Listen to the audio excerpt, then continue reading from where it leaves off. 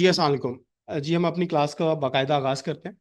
अच्छा, सबसे पहले क्योंकि हमारा जो आज के कोर्स का पार्ट है, नॉर्मली हम हर क्लास के अंदर कहते हैं कि this this will be our practical based class. तो आज हमारे जो कुछ सेक्शंस हम कवर करेंगे, बेसिकली रजिस्ट्रेशन से रिलेटेड कवर करेंगे। तो हमारी सेल टैक्स एक्ट के अंदर मैंने लास्ट क्लास के अंदर भी बताया कि हमारे पास सेल टैक्स एक्ट जो है फॉर हैविंग 77 इसके सेक्शंस हैं। तो आज हम जो सेक्शंस पढ़ने जा रहे हैं वो सेक्शन 14 को हम कवर करेंगे। इसके अलावा रूल्स के अंदर हम बात करें, सेल टैक्स रूल्स के अंदर, तो हम रजिस्ट्रेशन को प्रैक्टिकली कैसे लर्न करते हैं हम उस पार्ट को कवर करेंगे। जैसे रूल 5 को हम कवर करेंगे। 5A है, तो ये पर्टिकुलर बेसिकली रजिस्ट्रेशन से रिलेटेड पार्ट होगा। और हम आज प्रैक्टिकली लर्न करेंगे कैसे कि जो है हम आईआरएस के पोर्टल के ऊपर जाके हम रजिस्ट्रेशन कैसे कंप्लीट करते हैं। तो स्टार्ट करते हैं। बेसिकली हम सेल्टेक एक्स से रजिस्ट्रेशन के पार्ट को कवर करते हैं। मैं तमाम चीज़ें साथ साथ ही इसलिए आपको बता रहा हूँ ताकि थोड़ा सा आपको एक एजेंडा हमारी जो क्लास का क्लियर हो जाएगा। There are multiple sections but at the जो है स्टार्ट हम क्योंकि रजिस्ट्रेशन से इसलिए कर रहे हैं कि हमें पता है कि किन लोगों को रजिस्टर्ड, सबसे इंपॉर्टेंट फैक्टर यही रहता है कि हाँ, कि हु रिक्वायर्ड टू रजिस्टर्ड। ठीक है, तो सबसे पहले मैं इसके लिए एक रजिस्ट्रेशन के सेक्शन में रजिस्ट्रेशन के पार्ट पर जाता हूँ। सेक्शन 14 डील करता है। मैं इसके हवाले से रूल्स को ओपन कर रहा हूँ। Sir sorry for interruption. Zahoor सब कह रहे हैं कि मुझे आपकी आवाज़ नहीं आ रही। देखिए, अगर किसी पर्टिकुलर बंदे को नहीं आ रही, स्पेसिफिक्स किसी एक बंदे को नहीं आ रही, तो अपने आप माइक को, अपने सिस्टम को देखेगा। अगर तमाम लोगों को मेरी आवाज आ रही है तो मुझे बताइएगा। आप में से कोई और शख्स अनम्यूट करके बताए कि आपको आवाज आ रही है। बाकी क्लासमेट्स को आवाज आ रही है? यस। जी, तो जहूर साहब, आप प्लीज अपना सिस्टम चेक कीजिएगा। पॉसिबली आप वहां थोड़ा प्रॉब्लम होगा। ठीक है, आज हम रजिस्ट्रेशन के पार्ट को कंटिन्यू करते हैं। रजिस्ट्रेशन के पार्ट को आप दोबारा रीजॉइन कर लें अगर आप देख रहे हैं। ठीक है, रजिस्ट्रेशन को कवर करेंगे, हमारे रजिस्ट्रेशन से रिलेटेड रूल्स को कवर कर रहे होंगे। ठीक है, rule 5, application for the registration. और हम आईआरएस के पोर्टल के ऊपर रजिस्ट्रेशन के पार्ट को कवर करेंगे। हम ये तमाम चीजें प्रैक्टिकली इसलिए करेंगे कि आपको तमाम चीजें जो है आपकी प्रैक्टिस भी हो जाए, इसके डॉक्यूमेंट क्या रिक्वायरमेंट है, ये तमाम एस्पेक्ट्स हम रियल टाइम के अंदर आज कवर करेंगे। सबसे पहले अगर मैं बात करूं रूल्स के अंदर, तो रजिस्टर्ड एवरी पर्सन, यहां पे जब हम पर्सन की बात करते हैं तो यहां पे every person, when he defines the person, तो इसके बाद अगर हम डेफिनेशन को देखें हु इज अ पर्सन, तो हमें कुछ चीजें यहां पे क्लियर मिलेंगी कि हु इज अ पर्सन। अगर हम इनकम टैक्स ऑर्डिनेंस की बात करें तो इनकम टैक्स ऑर्डिनेंस के सेक्शन 80 के तहत पर्सन की जो डेफिनेशन है वो काफी वाइडली डिफाइंड है, वाइड डेफिनेशन है। तो पर्सन, आप में से कोई डिफाइन करना चाहेगा हु इज अ पर्सन? किसी को कोई आइडिया देना चाहे तो मैं क्लियर तो करता हूं, लेकिन इससे पहले कोई who is a person normally, आप जनरली हम जब बात करते हैं कि हु इज अ पर्सन।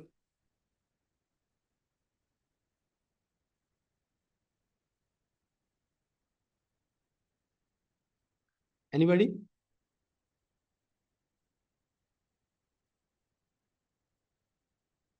जी, अच्छा थे। चले मैं आपको हम सेक्शंस पढ़ रहे हैं। सेक्शन 2 डेफिनेशन के अंदर पर्सन मीन, सबसे पहले तो हु इज अ पर्सन। हम यहाँ पर्सन को पढ़ रहे हैं। पर्सन क्या है? An individual, he can be an individual, a company, association of person, incorporated. देखिए, इनकॉर्पोरेशन का वर्ड भी यूज करते हैं, form, organise, or establish in Pakistan or elsewhere. अगर वो पाकिस्तान से बाहर भी एस्टैब्लिश है, हुई है, तो भी वो पर्सन की डेफिनेशन में आती है। फेडरल गवर्नमेंट, आपकी प्रोविंशियल गवर्नमेंट, आपकी लोकल अथॉरिटी, आपकी foreign government, political sub division of the foreign government, और public international organisation is all come the definition of the persons. अगर हम यही चीज अगर यहाँ पे देखें, अगर इनकम टैक्स ऑर्डिनेंस के अंदर देखें, तो वहां सेक्शन 80 के अंदर इसकी डेफिनेशन ये डिफाइन काफी डिटेल से डिफाइंड है। लेकिन हम जब सेल टैक्स के पर्पस की बात करेंगे तो द पर्सन की डेफिनेशन का स्कोप आपको सेक्शन 2 सब सेक्शन 21 के अंदर मिलेगा। अगर हम इनकम टैक्स के अंदर जाएं, तो मैं यहाँ पे अगर सेक्शन 80 को ओपन करूंगा, साथ साथ आपको सम टाइम हम कंफ्यूज हो जाते हैं कि सर क्या पर्सन की डेफिनेशन इनकम टैक्स ऑर्डिनेंस के मुताबिक पर्सन की डेफिनेशन वही है जो इनकम टैक्स ऑर्डिनेंस के अंदर है। तो ये सेक्शन यहाँ पे पर्सन की definition individual, company, association of person, federal government, provisional government, लेकिन यहाँ पे वो फर्दर इसको डिफाइन करता है कि these person are also included in the as a in the person definition. But actually right now हम डील कर रहे हैं सेल टैक्स एक्ट के अंदर, तो हमारे पास जो पर्सन की डेफिनेशन होंगी, जिसकी में सेकंड थोड़ा सा ये, तो यहाँ पे यू नीड टू कंसिडर कि हु इज अ पर्सन। ठीक है, अब हम बात दोबारा से सेक्शन 14 के ऊपर देख रहे हैं।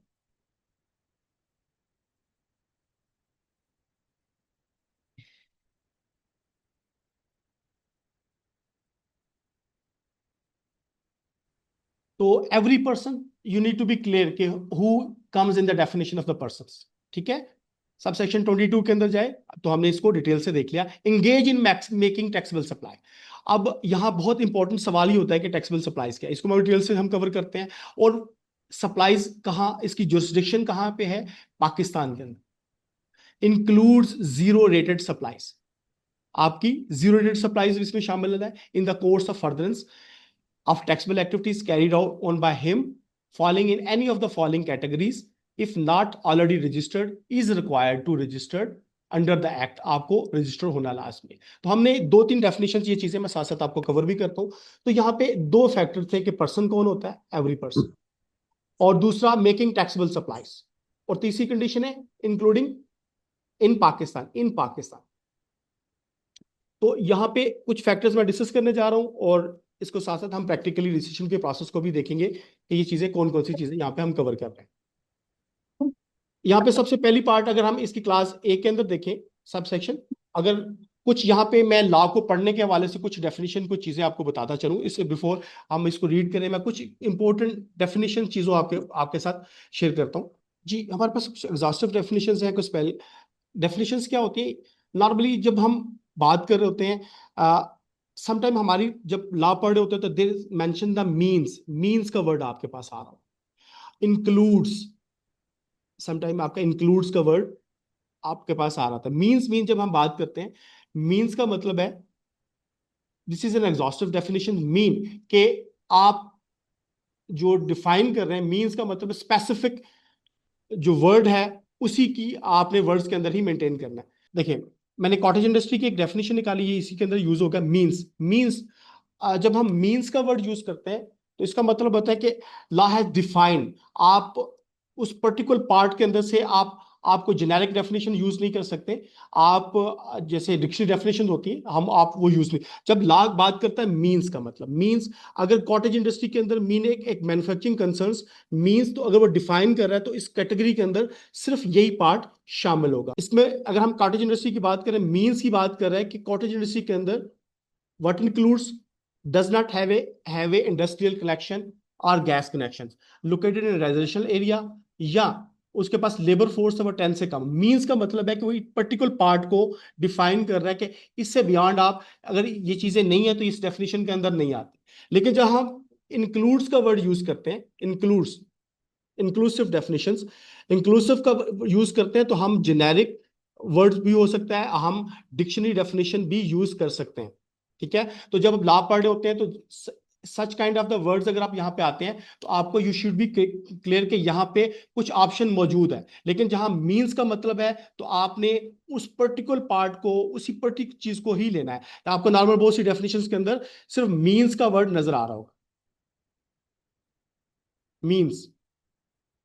Whenever we talk about the means, इसका मतलब है कि आप whatever is mentioned, आप उस डेफिनेशन से आप कोई भी जो है एक्स्ट्रा वैसे और डिक्शनरी डेफिनेशन वगैरह यूज नहीं कर सकते। इसी तरह से जब हम इंक्लूड्स के अंदर जाते हैं तो मैं आपको इंक्लूड्स की चीज बताता हूँ। इंक्लूड्स के अंदर क्या होगा,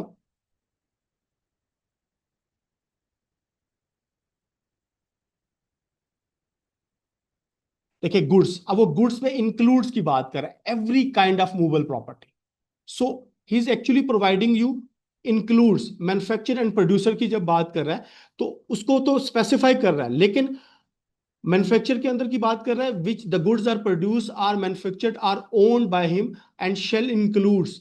तो इंक्लूड्स का मतलब है कि now this in this part we can use the dictionary definition भी यूज कर सकते हैं, और थोड़ा सा इसको एलैबोरेट किया जा सकता है, इसका वाइडर डेफिनेशन भी यूज की जा सकती है। तो ये चीज आपने देखनी है। तो मैं साथ साथ कुछ इंपॉर्टेंट चीजें बताता जाऊं ताकि आपको, तो हमने ये देखा कि इन एग्जॉस्टिव डेफिनेशंस जिसमें हम मीन्स का वर्ड यूज करते हैं, जहां where there is a mean, तो आपको विद इन दैट डेफिनेशन आप उस डेफिनेशन से बियॉन्ड नहीं जा सकते। इंक्लूड्स की बात करते हैं, तो इंक्लूड्स का मतलब है कि we can use the dictionary definition. इसी तरह से where there is a word notwithstanding anything content, अगर किसी पर्टिकुलर पार्ट के अंदर नॉट स्टैंडिंग का मतलब है कि ये पर्टिकुलर सेक्शन ओवरराइड करेगा, override what ever is mention. कहीं अगर वो बात करता है not standing anything contain in any law, अगर किसी और किसी भी कानून के अंदर कहीं भी कोई चीज मेंशन्ड है इसके इस पर्टिकुलर पार्ट के अगेंस्ट, तो ये particular section particular class override करेगी। ओवरराइड से मुराद है इसको इसको देखा जाएगा। इसी तरह से अगर बात करते हैं किसी पर्टिकुलर प्रोविजन की बात करें, तो ये नॉट स्टैंडिंग की जब भी वर्ड आएगा तो ये पर्टिकुलर पार्ट जो है वो ओवरराइड करेगा। मैं इसको थोड़ा सा रिलेट भी करूंगा। इसी तरह से इसका जो ऑपोजिट है वो प्रोवाइडेड एट है, इसका सब्जेक्ट टू, जहां पे भी सब्जेक्ट टू का वर्ड होगा इसका मतलब है कि इसका रिवर्सल है। सब्जेक्ट टू का मतलब है कि सब्जेक्ट टू सेक्शन, सपोज मैं कहता हूं subject to section 3 sub section 9 की बात करो, तो इसका मतलब है कि ये पर्टिकुलर पार्ट में आपको कह रहा है कि ये कंटिन्यूशन ऑफ दिस सेक्शन है, कि इससे पहले आप इस पर्टिकुलर पार्ट को देखें। तो ये चीजें हम जब ये पढ़ रहे होंगे लॉ को, तो ये चीजें आपको चीजें केयरफुली देखनी है। आज हम इसको थोड़ा सा लेट भी करेंगे। इसके बाद आ जाता है सब टाइम प्रोवाइडेड। जैसे यहां प्रोवाइडेड का वर्ड यूज है, provided, when there is the word provided mention, तो यहां पे this come with the this particular part come with the some restrictions, कुछ limitations and exceptions। मीन के स्ट्रेट फॉरवर्ड ये पार्ट नहीं होगा। सपोज मैं कहता हूं कि आपको यहां से जो है आपको शाम को यहां 3 बजे तक पहुंचना है। अगर मैं एक्सेप्शन देता हूं कि अगर बारिश हो रही हो तो आपको नहीं पहुंचना। लिमिटेशन, अगर आप गाड़ी से आएंगे तो आपको पहुंचना है, आपको बाइक पे नहीं आना। तो इस मीन के लॉ जो है, जब आपको पर्टिकुलर पार्ट के वर्ड्स डिफाइन कर मेंशन कर रहा होता है तो इसके स्पेसिफिक मीनिंग होते हैं। तो हमने इस स्पेसिफिक मीनिंग्स को ही कंसिडर करना है। ठीक है, ये मैं एक अलग से एक एक्सेल की शीट के ऊपर इसको भी कवर कर लेंगे। इसके अलावा जब भी विल बी, शैल बी, तो this is a compulsory part you have to consider. This is 100% you have to follow the order, you have to follow the instructions. ठीक है, this is a compulsory part. Shall be का word होता है may be. अगर जब हम may be का use करते हैं तो दैट कि उस पर्टिकुलर पार्ट के अंदर हमारे पास कुछ ऑप्शंस मौजूद हैं। तो इन तमाम चीजों को जब हम पढ़ रहे होंगे तो याद रखिएगा कि ये पर्टिकुलर चीजें आपके लिए बहुत इंपॉर्टेंट है। अब यहाँ पे इंक्लूड का वर्ड है, इसका मतलब है कि हम मैन्युफैक्चरिंग या प्रोड्यूसर के लिए अगर कोई पर्टिकुलर वर्ड यूज कर सकते हैं, डिक्शनरी डेफिनेशन यूज कर सकते हैं इस प्रोसेस के लिए, तो हम यूज कर सकते हैं। इसी तरह से मीन्स का वर्ड है mean, this is exhaustive definition. What ever is mentioned in this particular part, आप उससे उससे बियॉन्ड या इसके स्कोप से बाहर या इसकी डोमेन से बाहर नहीं जा सकते। तो आपको हर वर्ड के अंदर means, shall be, the words like that, आपको ये चीजें आपको मिल रही होंगी। तो जब हम ये पढ़ रहे होंगे तो ये चीजें आपके लिए हमारे लिए काफी हेल्पफुल इस तरह से रहेंगी कि लाभ थोड़ा सा इजी हो जाता है फॉर द रीडिंग पर्पस। दोबारा मैं रजिस्ट्रेशन के पार्ट पे जा रहा हूं।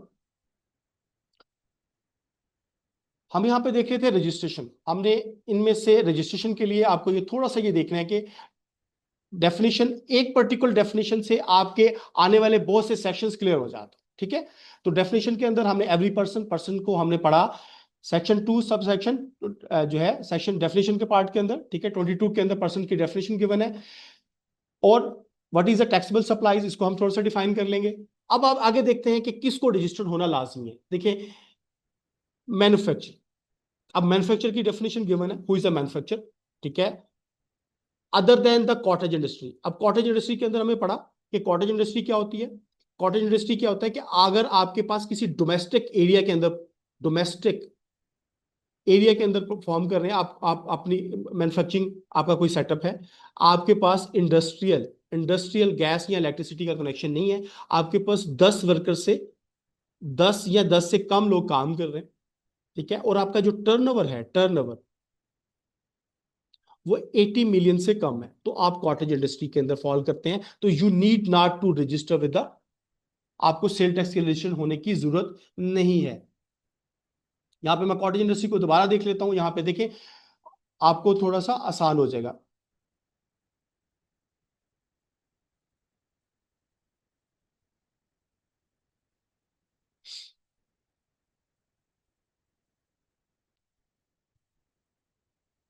कॉटेज इंडस्ट्री मीन 5AB के अंदर इसकी डेफिनेशन है मीन्स के you have to follow the same whatever mentioned in this particular part, इस पर्टिकुलर सबसेक्शन और क्लास के अंदर जो मैंशनड है, it come into the definition of the cottage industry. आप मैन्युफैक्चर है, लेकिन अगर आप कॉटेज इंडस्ट्री है तो you need not to register.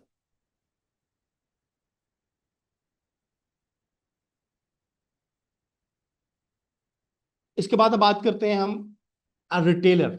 देखिए, a retailer who is liable to pay tax, यहां पर मैं आपको बताता चलूं, there are two kind of the retailers, tier 1, tier 2। Simple words में पहले एक्सप्लेन कर देता हूं, फिर आपको ये चीजें यहां पर भी समझ आ जाए। अब बात करते हैं कि टियर 1 के रिटेलर्स की डेफिनेशन। टियर 2 वो लोग हैं जो सेक्शन 3 सब सेक्शन 9 के तहत अपनी इलेक्ट्रिसिटी बिल्स के अंदर टैक्स अदा करते हैं। अगर आपका जो सेल टैक्स है वो 20,000 से कम है तो 5%, इससे एक्सीड कर रहा है तो आपको 7.5% टैक्स पे करना है। Where is this mention? Section 3 sub section 9 में। टियर 1 की डेफिनेशन क्या होती है, इसको भी हम देख लेते हैं। तो हम बेसिकली ये सीख रहे हैं कि who required to register.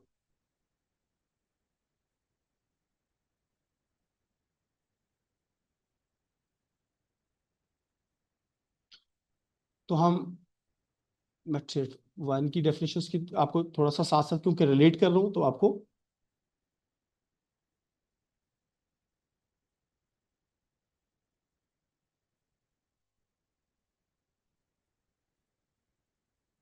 Tier 1 आपकी आपकी definition section 2 sub section 43A के अंदर है।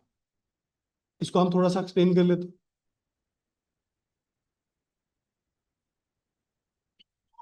ओके, यहाँ मेंशन्ड है means, now the same thing rules applies कि जब जब what ever is mentioned in this particular, इसके अंदर जितनी भी क्लास के अंदर मेंशन जी तक मेंशन्ड है तो you have to follow. Retailer operating जो नेशनल या इंटरनेशनल चेन स्टोर रन कर रहे हैं, retailer operating in air condition shopping mall, आप किसी भी air condition centrally air condition shopping mall है, प्लाजा है, सेंटर, ठीक है, या सेंटर है, क्योक्स वगैरह, ये जो आपके जो जिसे हम सेपरेट किसी खोखा टाइप या सेपरेट, ये चीजें इसके अंदर एक्सक्लूडेड हैं, ये पार्ट एक्सक्लूडेड है यहाँ से।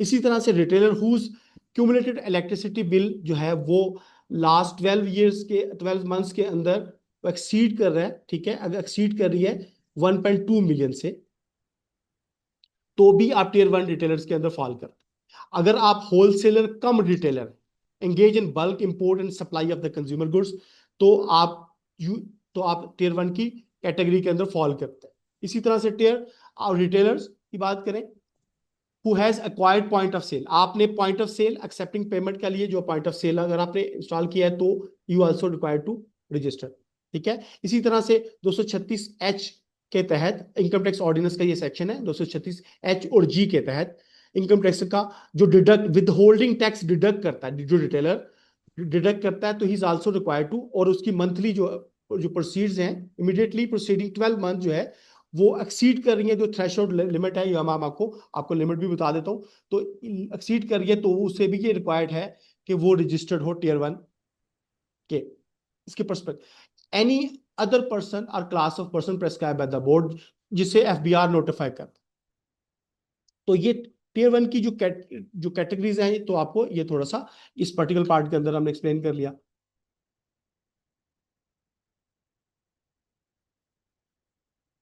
अच्छा, एक्सप्लेन इसलिए कर रहे हैं लॉ को, इसलिए थोड़ा सा रिलेट कर रहे हैं कि रजिस्ट्रेशन के लिए बहुत इंपॉर्टेंट होता है कि आपको ये तमाम एस्पेक्ट्स का पता हो। तो देखें, इन पर्टिकुलर एक सेक्शन पढ़ते हुए हम अप्रोक्सीमेटली 10 से ज्यादा सेक्शंस को पढ़ चुके हैं, ठीक है। इसका मतलब है पर्सन, एवरी पर्सन, मैन्युफैक्चर जो कॉटेज इंडस्ट्री ना हो, हमने ये देखा टियर वन में, जो टियर वन है इसमें दो पार्ट, टियर वन और टियर टू। टियर वन के अंदर हमने देखा कि जो लोकल या इंटरनेशनल सप्लाई चेन रन कर रहे हैं, जिनके इलेक्ट्रिसिटी जो जो इमीडिएटली प्रोसीडिंग 12 मंथ्स के अंदर 12 लाख से कम है, ज्यादा एक्सीड करेगा तो वो टियर वन के अंदर आ जाएगा, नहीं तो वो इसके अंदर फॉल नहीं करता। या वो किसी सेंट्रली एयर कंडीशन प्लाजास के अंदर काम कर रहा है, होलसेलर कम रिटेलर जो इंपोर्टर भी है। इसी तरह से 236G और 236H इनकम टैक्स के तहत वो with tax, retailer tax with hold करता है, विद होल्ड कर रहा है तो भी क्या होगा, वो या पॉइंट ऑफ सेल सिस्टम है, तो ये चीज, that person is required to register with the FBR। आगे चलते हैं। इसके बाद एन इंपोर्टर, एन एक्सपोर्टर, और वो refund against zero rated supplies के अंदर वो रिफंड क्लेम करना चाहता है, तो he is also required to register. इसी तरह से होलसेलर, डीलर, डिस्ट्रीब्यूटर की बात करते हैं तो he is also required to register. इसी तरह से any person who is required under any federal law और provisional laws to be registered for the purpose of any duty और टैक्स। अगर फेडरल गवर्नमेंट या किसी प्रोविजनल गवर्नमेंट की requirement है कि इस पर्सन को रिक्वायर्ड टू रजिस्टर, तो भी रजिस्ट्रेशन रिक्वायरमेंट है। अब यहाँ पे, यहां तक तो आपको चीजें क्लियर होगी। अगर कोई चीजें क्लियर नहीं है तो मुझे बताएं, ताकि मैं आपको इसको फर्दर क्लियर कर दूं। इस पर्टिकुलर रजिस्ट्रेशन के पार्ट के अंदर दीज पीपल्स आर रिक्वायर्ड, लेकिन कुछ कंडीशंस के साथ आपको मेंशन किया है कि ये इन लोगों को रजिस्ट्रेशन रिक्वायर्ड है। अब हम इसके सब सेक्शन 1A की बात करते हैं कि सर सर जी जी सर थोड़ा सर रिवाइज कर दे। आपका माइक थोड़ा सा दोबारा से रीचेक कर लें, आपकी वॉइस बिल्कुल नहीं आ रही प्रॉपरली। ये कहना चाह रहे हैं कि रिवाइज कर दूं मैं? जी सर जी। अच्छा जी, देखिए इस पर्टिकुलर पार्ट के अंदर रजिस्ट्रेशन की रिक्वायरमेंट, देखिए इससे पहले थोड़ी सी चीजें मैं थोड़ा सा ओवरव्यू देके चलता हूं। देखिए हम, हमारे पास जो गुड्स होती हैं, अगर हम गुड्स की बात करें, गुड्स एंड सर्विसेज, हम कलेक्टिवली हम इसे गुड्स जो फिजिकली जो आप चीजें ऐसी ऐसी गुड्स जिसे आप टच एंड सी कर सकते हैं। सर्विसेज के अंदर जैसे basically you can not see, services के अंदर जैसे नॉर्मली आप मोटेल्स हैं जो वट लॉयर की सर्विसेज हैं, तो हम बेसिकली दो तरह की कैटेगरीज है। पाकिस्तान के अंदर अगर हम FBR की बात करें, फेडरल बोर्ड ऑफ रेवेन्यू के अंदर बात करें, तो जो रजिस्ट्रेशन है वो आपकी, अगर आप गुड्स के अंदर डील कर रहे हैं सप्लाई चेन के अंदर, तो you are actually required to register with the FBR। आप रजिस्ट्रेशन के लिए आपके पास जो सेक्शन, जो एक्ट है 1990 को डील करता है, इसके रूल्स को हम देखेंगे, इसके इसके नोटिफिकेशन SROs को इसके इसके साथ हम कवर करेंगे if you are dealing with the goods. अब हम पढ़ रहे थे कि रजिस्ट्रेशन, किन लोगों को रजिस्ट्रेशन रिक्वायर्ड है। रजिस्ट्रेशन की बात करें तो एवरी पर्सन, तो हमने पर्सन की डेफिनेशन को कवर किया इस पार्ट के अंदर, मेकिंग टैक्सेबल सप्लाईज, ठीक है। और इसके अंदर कुछ एक्स्ट्रा डेफिनेशंस भी हमने कवर की कि means includes, not standing, provided, subject to, इस तरह के वर्ड जब आप हमारे लास्ट के अंदर आते हैं तो हम इसको कैसे कैसे इंटरप्रेट करता है। तो मैन्युफैक्चर की बात करते हैं तो manufacture, every manufacture other than cottage industry, इसको मैंने एक्सप्लेन किया। इसी तरह से आपके रिटेलर्स, रिटेलर की टू काइंड्स हैं, टियर वन, टियर टू, ठीक है। टियर वन को मैंने एक्सप्लेन किया है। टियर टू जो है, जो अपनी इलेक्ट्रिसिटी बिल्स के अंदर जो है अपना आप सेल टैक्स पे करते हैं। इंपोर्टर को रजिस्ट्रेशन की रिक्वायरमेंट है। एक्सपोर्टर अगर वो जीरो रेटेड और रिफंड चाहता है, रिफंड क्लेम करना चाहता है। इसी तरह से होलसेलर, डीलर, डिस्ट्रीब्यूटर, या any person required under the federal law और प्रोविजनल लॉ, जिसे फेडरल गवर्नमेंट के रिक्वायरमेंट के तहत रजिस्टर्ड होना है, तो वो भी, that person is also in the definition of, वो रिक्वायरमेंट है उसको भी, तो वो भी रजिस्टर्ड होगा। इसके बाद थोड़ा सा 1A की पार्ट पे चलते हैं, 1B। देखिए अब जनरली मार्केट प्लेस क्या होती है कि ऐसी मार्केट प्लेस, अगर हम बात करें, मार्केट प्लेस क्या है, अगर आप ऑनलाइन ऑनलाइन कोई प्लेटफॉर्म यूज करते हैं, ऑनलाइन प्लेटफॉर्म,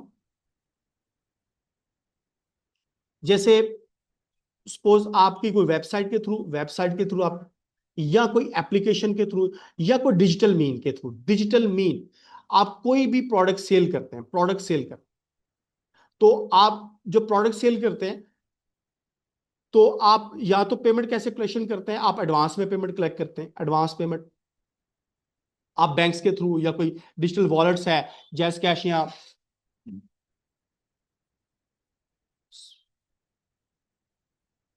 जैस कैश या कोई बैंक के थ्रू आप आपकी पेमेंट से आप एडवांस पेमेंट कर देते हैं, या इसके अलावा आप ये होता है कि आप बैंक के थ्रू आप एडवांस पेमेंट हो जाती है, या फिर आपको एक आप क्या होता है कैश ऑन डिलीवरी सीओडी करते हैं।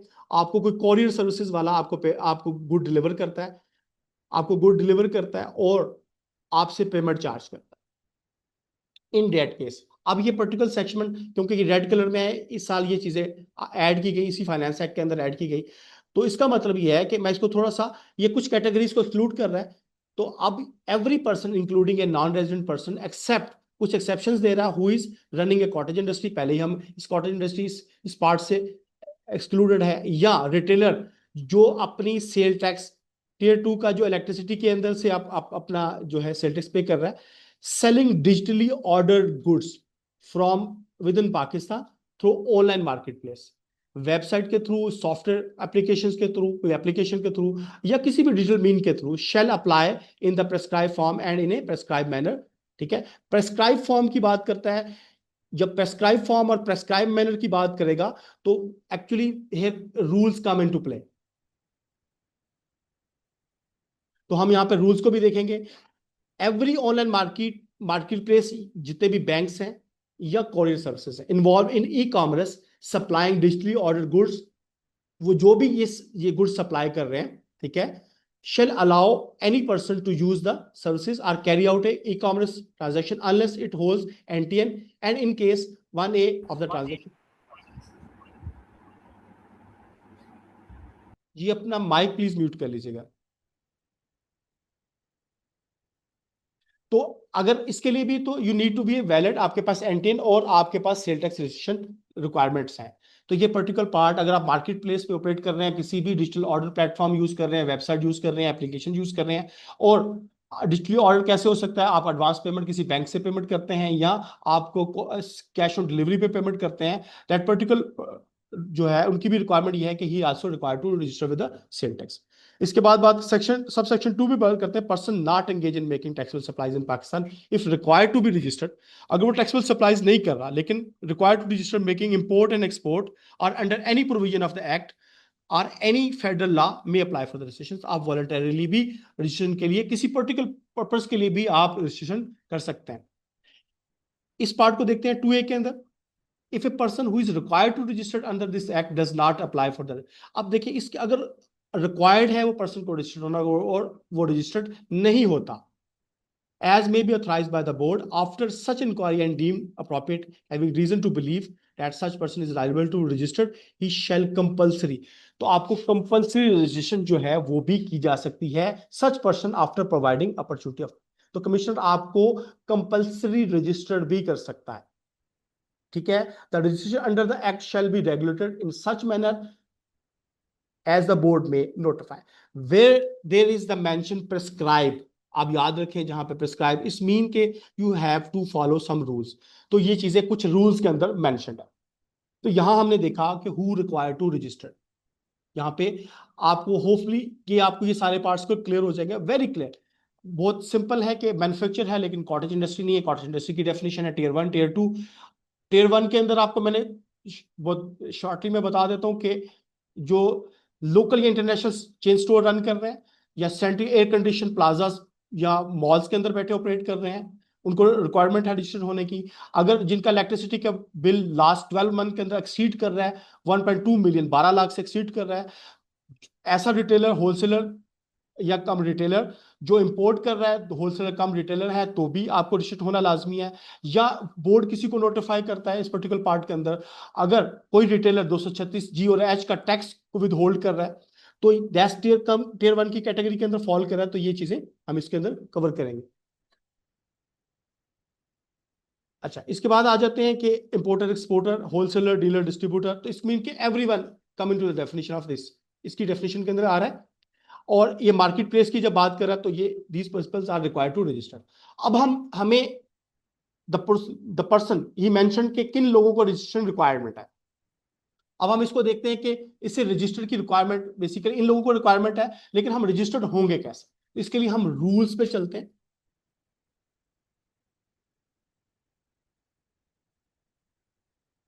सेल टैक्स रूल्स, मैंने आपको बताया कि सेल टैक्स, आप इस पर्टिकुलर पार्ट को कौन से रूल्स डील कर रहे हैं? Rule 5, application for the registration. A person की बात करें तो हमने इसकी डेफिनेशन को देखा। Required to be registered under the act shall, लाजमी है before making a taxable supplies. वो टैक्सेबल सप्लाईज अगर सेल करना चाहता है, अप्लाई एन कंप्यूटराइज सिस्टम, वो कंप्यूटराइज सिस्टम पे थ्रू ओनर्स, ऑथराइज मेंबर, ठीक है। ऑथराइज मेंबर्स की बात कर रहे हैं या पार्टनर की बात कर रहे हैं, ऑथराइज डायरेक्टर। बेसिकली कंपनीज, एओपीज या इंडिविजुअल के केसेस के अंदर दैट पर्टिकुलर पर्सन के जो नाम आएगा मैं उसको फिर एक्सप्लेन कर दूंगा, एज द केस में भी, ठीक है। वो क्या करेगा? एनेक्सर्स, ठीक है। शेल अप्लाई स्पेसिफिक आरटीयू, आपका आरटीयू है जिसकी जुरिस्डिक्शन में आप टैक्सेबल एक्टिविटीज करना चाह रहे हैं, ठीक है। रजिस्ट्रेशन, ठीक है, वो रजिस्ट्रेशन करेगा, ठीक है। इसकी क्राइटेरिया में इंडिविजुअल भी है। आप इस क्राइटेरिया के अंदर पब्लिक लिस्टेड कंपनीज है, कंपनीज के अंदर दो तरह की कंपनीज है, लिस्टेड कंपनीज हैं और अनलिस्टेड कंपनीज है। लिस्टेड और अनलिस्टेड कंपनीज क्या होती हैं? वो तमाम कंपनीज जिनके शेयर स्टॉक मार्केट में सेल हो होते हैं वो लिस्टेड कंपनीज कहलाती हैं। और अनलिस्टेड कंपनीज हैं जो बेसिकली जो अपने शेयर सेल नहीं करती। इसी तरह से प्राइवेट लिमिटेड कंपनीज हैं, ठीक है, इन द केस अदर। तो ये कुछ कंपनीज के हवाले से उनके दो इसके अंदर पर्टिकुलर पार्ट्स क्या हो सकते हैं? मैन्युफैक्चरिंग हो सकता है, या द पर्टिकुलर जो बिजनेस है वो ट्रेडिंग सप्लाई चेन के अंदर जो है वो टैक्सेबल सप्लाईज एक्टिविटीज कर रहा है। तो यहाँ पे डायरेक्टली मैं आपको इसकी रिक्वायरमेंट पे लेके चलता हूं कि basically what are the requirement of the registration. तो मैं इसके रूल 2, रूल 5, सब रूल 2 के अंदर, so what are the requirement of, basically आपको अगर रजिस्टर्ड होना है तो what are the requirement? Applicant having NTN और इनकम टैक्स रजिस्ट्रेशन। अगर आपका टैक्स फाइलर है, अगर आपने टैक्स फाइल किया हुआ है तो याद रखिएगा this is also the aspect कि आपको you need to be filer, आपने प्रीवियस ईयर में टैक्स फाइल किया हो। यूजिंग द लॉगिन क्रेडेंशियल, आप इसी लॉगिन क्रेडेंशियल को यूज करेंगे। अपलोड फॉलोइंग इंफॉर्मेशन, आपके तमाम डॉक्यूमेंट्स, आपकी रिक्वायरमेंट, ये डॉक्यूमेंट्स आपको रिक्वायर्ड है फॉर द पर्पस। मैं आपके डॉक्यूमेंट भी साथ साथ दिखाता जाता हूँ और आपकी इनकी रिक्वायरमेंट्स के बारे में बताता हूँ। Bank account certificate issued by the bank maintenance certificate. तो बैंक मेंटेनेंस सर्टिफिकेट आपको रिक्वायर्ड है। बैंक मेंटेनेंस सर्टिफिकेट के अंदर आपके पास क्या इंफॉर्मेशन होती है? आपकी अकाउंट ओपनिंग की डेट होती है, डेट ऑफ अकाउंट ओपनिंग। आपकी ब्रांच का कोड होता है। ओपनिंग डेट से आपका अंदाजा होता है कि अकाउंट कब ओपन हुआ। ब्रांच कोड आपके पास होता है। आपके पास आईबीएन नंबर होता है, इंटरनेशनल बैंक अकाउंट नंबर मौजूद होता है।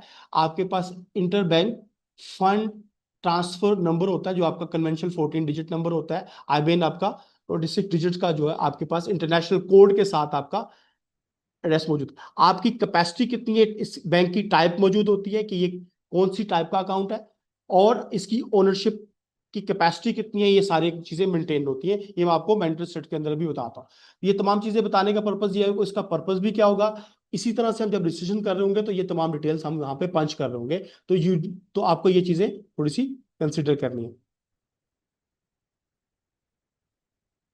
तो बैंक मेंटेन सर्टिफिकेट की बात करते हैं थोड़ा सा। तो अगर मैं बैंक मेंटेन सर्टिफिकेट अगर आपको दिखाना चाहूँ, अगर आपको आप पॉसिबली बहुत से लोगों ने देखा होगा,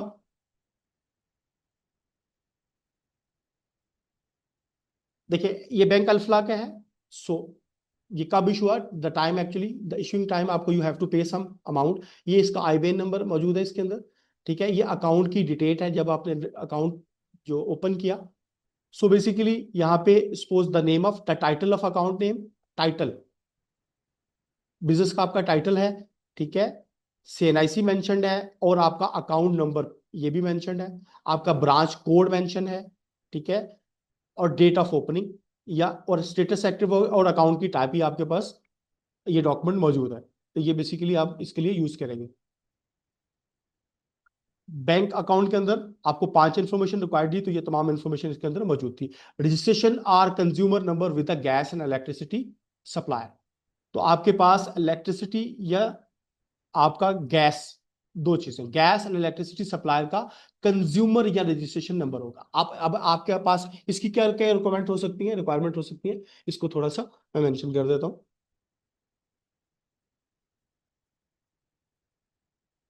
अब इस पर्टिकुलर पार्ट के अंदर देखिए तो कंज्यूमर नंबर या रेफरेंस नंबर आपके पास होता है। रेफरेंस नंबर और कंज्यूमर नंबर, नॉर्मली क्या होता है कि आपका 3 मंथ्स का पेड बिल होता है, पेड। अगर आप किसी रेंटल प्रॉपर्टी रेंटल जगह पे हैं तो आप उस पर्टिकुलर जो टेनेंट है, ठीक है, उसका आप उन्हीं का जो प्रोवाइडेड बिल है वो यूज करेंगे, ठीक है। कंज्यूमर, अब डेट ऑफ कनेक्शन ये भी इंपॉर्टेंट है, डेट ऑफ कनेक्शन, जब ये कनेक्शन कब अब लिया गया, ये चीजें ये भी रिक्वायर्ड होती है। तो इस पर्टिकुलर पार्ट के अंदर अपलोड करने का पर्पज ये होता है कि ये चीजें भी आपके पास मौजूद हो। तो मैं इसको थोड़ा सा आपको दिखा भी देता हूँ ताकि आपको बैंक मेटेरियल सर्टिफिकेट आपको कवर हो गया। दोबारा से हम उस पर्टिकुलर पार्ट के अंदर इलेक्ट्रिसिटी का जो है आपको चाहिए होगा, इलेक्ट्रिसिटी बिल। आप यहाँ पे देख रहे हैं कि आपका तारीख कनेक्शन, आपका डेट ऑफ कनेक्शन, आपको जब आप पंच कर रहे होते हैं तो आपकी डेट ऑफ कनेक्शन आपको रिक्वायर्ड होती है। आपका लास्ट, आपकी जो आपका एड्रेस देखा जाता है। देखिए, जब आप रेंटल एग्रीमेंट साथ अटैच करेंगे तो उस बंदे का ही नाम पे ये हो कि इसी पर्टिकुलर बंदे का है जिसके साथ आप एग्रीमेंट करके आ रहे हैं, ठीक है। आपके कंज्यूमर नंबर और आपका रेफरेंस नंबर, कंज्यूमर नंबर यहाँ मेंशन्ड है, आपका रेफरेंस नंबर मेंशन्ड है, आपका डेट ऑफ कनेक्शन है, लास्ट 3 मंथ का पेड बिल होना चाहिए। ये आपको इसको स्कैन करके इसकी पीडीएफ के अंदर आप इसको अटैच करते हैं। तो this is the requirement also. कोई सवाल हो तो साथ साथ पूछ सकते हैं आप, ठीक है। तो मैं ये साथ साथ इसलिए दिखा रहा हूं ताकि ये चीजें हम आप एक्चुअल प्रैक्टिस करने जाएं तो हमें ये पता होंगे। Now the particular of all branches in case of multiple branches and various location, आपकी तमाम ब्रांचेस, ऑल ब्रांचेस की लोकेशन आपके पास हो। देखिए, याद रखिएगा यहाँ पे इंपॉर्टेंट फैक्टर क्या रहेगा कि ब्रांचेस की लोकेशन है, लेकिन आप आरटीओ, किस आरटीओ की जुरिसडिक्शन में आते हैं, लेकिन तो आपका, अगर आपके मल्टीपल सिटीज के अंदर ब्रांचेस हैं तो आपके हेड ऑफिस का जो एड्रेस है वो देखा जाएगा, उसके रेफरेंस से आपका आरटीओ, और आपको वहां पे उस, ये चीजें याद रखिएगा, ये 2-3 फैक्टर यहाँ पे वैलिड रहेंगे जो आगे जब हम पंच करेंगे तो ये चीजें हम देखेंगे। और से इसी तरह से GPS tag photographs of the business premises, आप अपनी बिजनेस प्रीमिस की जीपीएस टैग्स फोटोग्राफ्स भी अटैच करेंगे। अगर हम जीपीएस टैग फोटोग्राफ्स की बात करें तो जीपीएस फोटोग्राफ्स कैसे हो सकती हैं, आपकी मीटर की या आपकी नॉर्मली ऑफिस की जो इमेजेस कैसे हो सकती हैं। सपोज यहाँ पे आपको जीपीएस टैग, आपको ये नीचे जीपीएस टैग लोकेशन नजर आ रही है, तो आपका ये जीपीएस टैग है। नॉर्मली क्या होता है कि आपकी जीपीएस टैग आपकी बिजनेस प्रेमिसेस की आपकी अपनी पिक्चर भी अगर हो तो that is well and good. आप अपने बैठे हुए हैं और आप, जी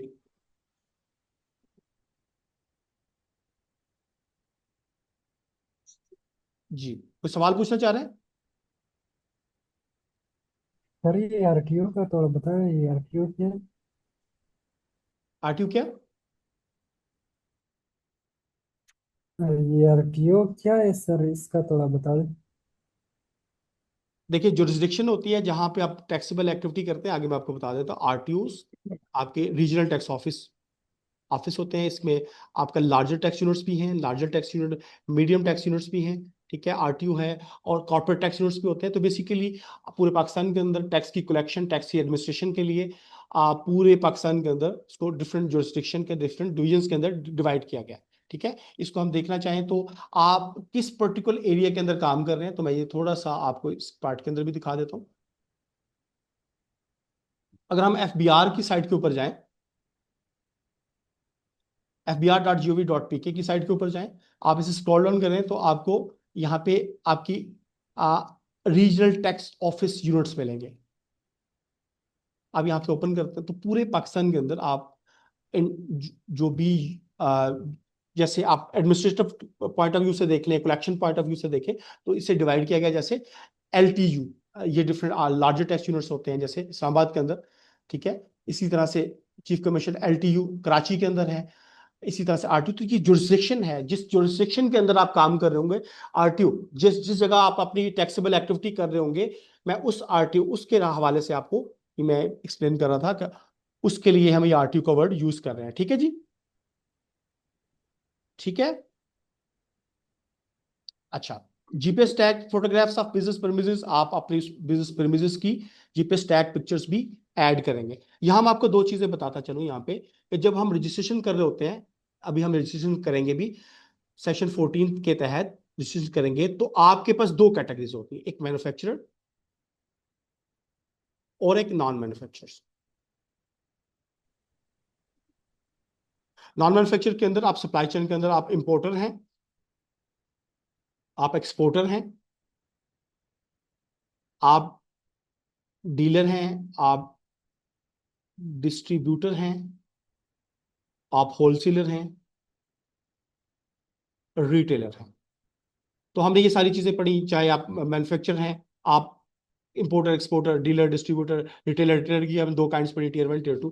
तो आपकी दो तरह की कैटेगरीज होती हैं। अगर आप एज ए मैन्युफैक्चरर रजिस्टर्ड हो रहे होते हैं तो आपके लिए एक एडिशनल रिक्वायरमेंट होती है यहाँ पे कि आप अपनी बिजनेस, अगर आप मैन्युफैक्चरर हैं तो जी आप अपनी मशीनरीज, इंडस्ट्रियल जो और इंडस्ट्रियल जो इलेक्ट्रिसिटी या गैस के मीटर इंस्टॉल्ड हैं उनकी फोटोग्राफ्स भी अटैच करेंगे। इसके बाद अब ये पार्ट बहुत इंपॉर्टेंट है, यहाँ पे हम ये चीजें देखेंगे कि in case of individual association of person और company having only one share holder member other than the manufacturer, आपको बैलेंस शीट की रिक्वायरमेंट है। बैलेंस शीट क्या होती है?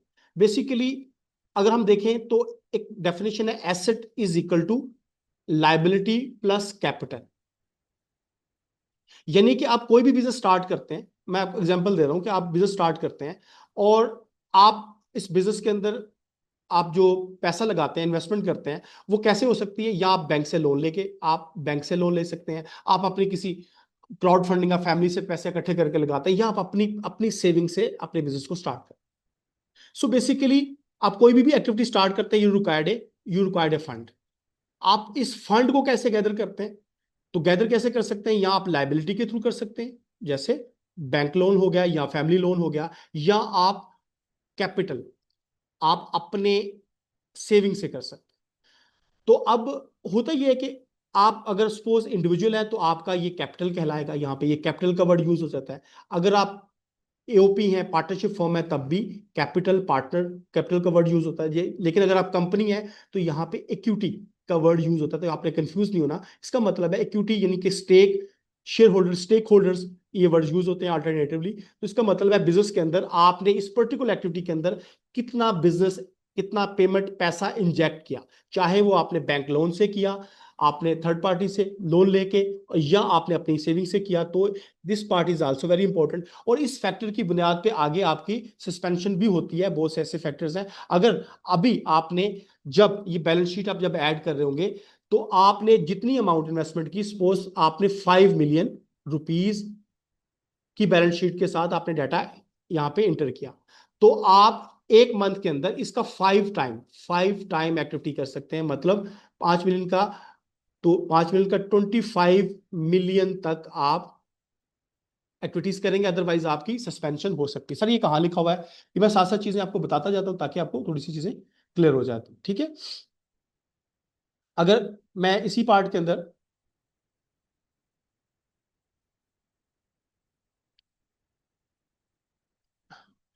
ब्लैक लिस्टिंग एंड सस्पेंशन के अंदर, इसके इसके अंदर सस्पेंशन के पार्ट के अंदर कुछ मैं आपको बताऊं कि अगर एनी एक्ट, आपकी activity become 5 time more the sum of capital asset, आप बैलेंस शीट को जब अपलोड करते हैं, इसकी एक्टिविटी आपकी 5 टाइम हो जाती है, तो आपकी सस्पेंशन हो सकती है। देयर आर अदर फैक्टर्स, ये भी हम चीजें अभी थोड़ी देर तक डिस्कस करते हैं, लेकिन अभी इस पॉइंट पे ये चीज बताना जरूरी था कि ये क्यों इंपॉर्टेंट है। यहाँ पे आपकी बैलेंस शीट क्यों इंपॉर्टेंट होती है?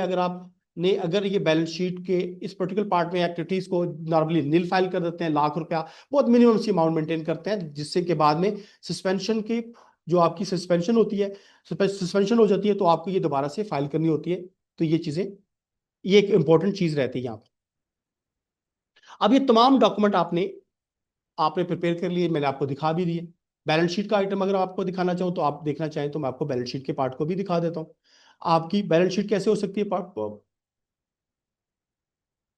देखिए, बैलेंस शीट का मतलब सिंपल सी, मैंने एक सिंपल सी बैलेंस शीट है, ये पर्टिकुलर डेट तक होती है कि आप जब ये बैलेंस शीट अटैच कर रहे हैं तो ये किस डेट, बेसिकली ये किसी भी पॉइंट ऑफ टाइम के अंदर आपके एसेट कैपिटल, आपने 20 लाख रुपया, सपोज अगर हम इस बैलेंस शीट को एनालाइज करें तो उसने 20 लाख रुपया पर्सन ने खुद से इन्वेस्ट किया और 5 लाख रुपया उसने लाइबिलिटी के तौर पे, तो टोटल उसकी इंजेक्शन थी 2.5 मिलियन, 25 लाख। तो इसका मतलब है कि ये अगर अगर ये पर्सन 5 गुना 1,25,00,000 तक की एक्टिविटी करता है, तो तो इसकी सस्पेंशन नहीं होती।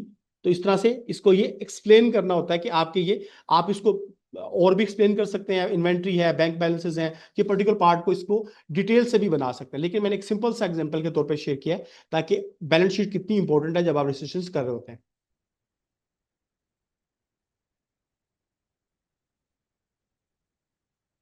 जी, अभी हम इसे दोबारा से, तो मैंने इसके तमाम रेलेवेंट चीजें डिटेल्स मैंने आपके साथ शेयर कर दी है साथ साथ, ताकि अब आपको, कि हमने देखा कि बैंक वेंडर सर्टिफिकेट क्या होता है, आपको इलेक्ट्रिसिटी कंज्यूमर्स के लिए क्या क्या रिक्वायरमेंट्स हो सकती हैं, इसके अलावा आपकी लोकेशन, आपका जीपीएस टैग की बिजनेस की प्रीमिसेस, अगर आप मैन्युफैक्चर हैं तो इस केस के अंदर आपको एडिशनल क्या इलेक्ट्रिसिटी और आपकी जो मशीनरीज की हैं इनके कनेक्शंस भी रिक्वायर्ड होते हैं। ठीक है, इसी तरह से आपको बैलेंस शीट की रिक्वायरमेंट है। अब देखिए यहाँ पे प्रोवाइडेड डेट की जब बात कर रहे हैं, तो मैंने आपको पहले ही एक्सप्लेन कर रहा था, जब प्रोवाइडेड डेट की बात करते हैं तो मीन कि this particular part comes with some restriction, exception और लिमिटेशन। मतलब कोई चीज स्ट्रेट फॉरवर्ड नहीं बताएगा आपको कि कुछ चीजें आपको आपको विद जो है इस पर्टिकुलर पार्ट को कुछ एडिशनल फैक्टर के साथ साथ आपको लेके चला है। Provided that where individual association of person and a company having only one share holder, अगर इंडिविजुअल एसोसिएशन एक ही पर्सन है और मेंबर है, other than the manufacturer already registered do not fulfil the requirement of the class F, अगर ये class F की requirement fulfil नहीं करते, the electronic filing of return shall only be allowed, आपको इलेक्ट्रॉनिक फाइलिंग अलाउड होगी authorize by the commissioner, जब आपको commissioner IRS आपको ऑथराइज करेगा।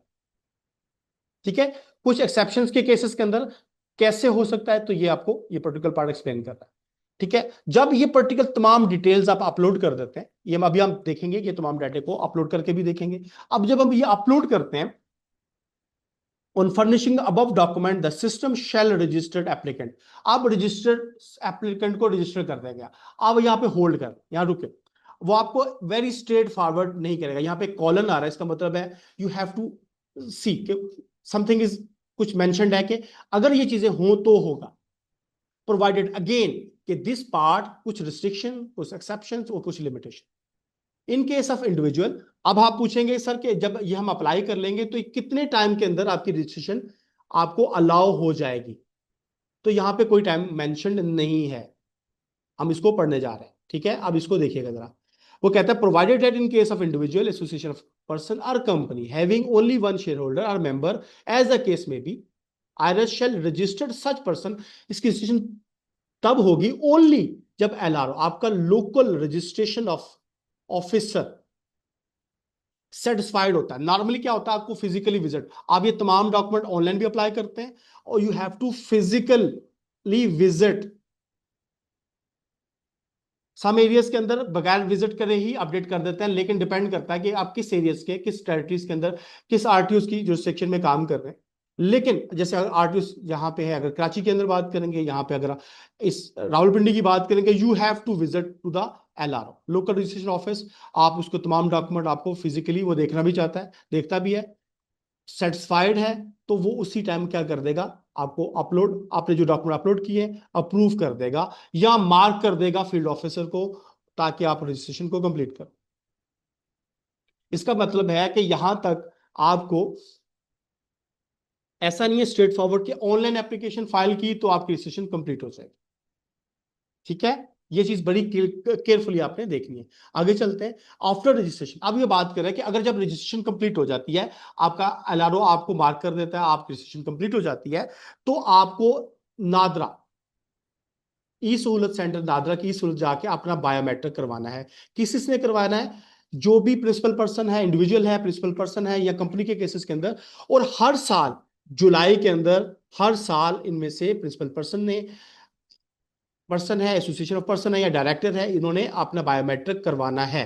अदरवाइज इस केसेस के अंदर भी सस्पेंशन हो जाती है। पहले हमने ये पढ़ा कि अगर आप बैलेंस शीट की रिक्वायरमेंट को फुलफिल करते हुए आपकी टैक्सेबल एक्टिविटीज एक्सीड कर जाती है तो आपकी सस्पेंशन हो जाती है, लेकिन अगर आप बायोमेट्रिक नहीं भी करवाते तब भी आपकी सस्पेंशन हो जाती है। तो मैं दोबारा से कुछ चीजों के ऊपर आपको दोबारा से हम रूल 12 के अंदर चलते हैं। तो आपको देखिएगा कि अगर आपने शुरू में बिजनेस की वहां पे शो किया आपका एड्रेस मौजूद है, और आप दोबारा दोबारा से ये फाइंड हुआ कि आप वहां पे एड्रेस पे मौजूद नहीं है, तो आपका आपका जो स्टेटस है वो इनएक्टिव हो जाएगा, वो सस्पेंशन हो जाएगी।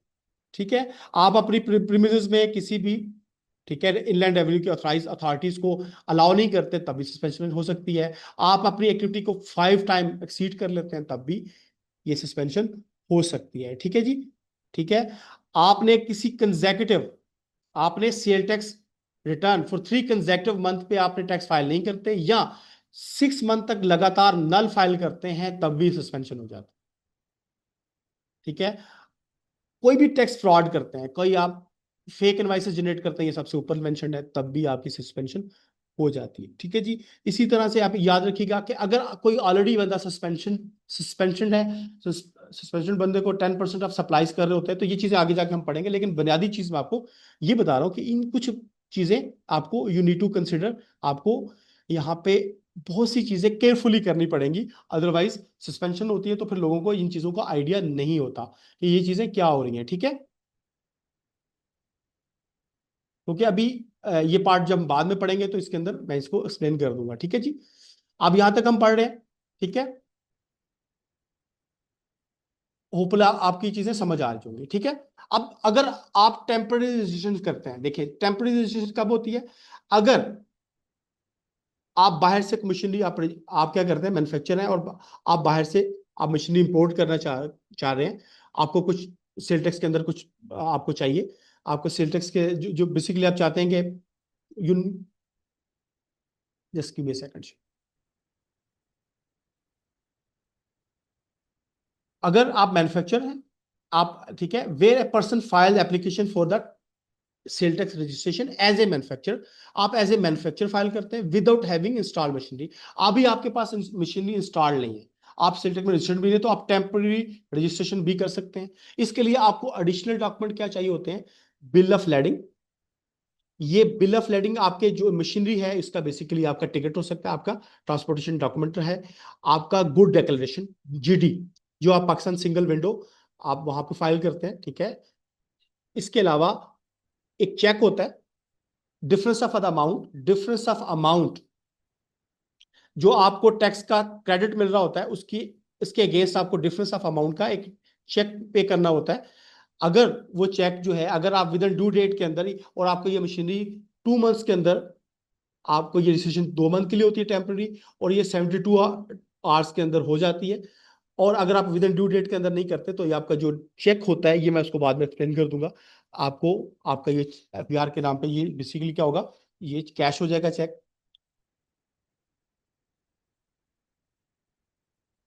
तो हमने ये देखा कि आपकी टेम्पररी रजिस्ट्रेशन बेसिकली ये डॉक्यूमेंट रिक्वायर्ड है। अब हम चलते हैं कि बेसिकली ये रजिस्ट्रेशन होती कैसे है।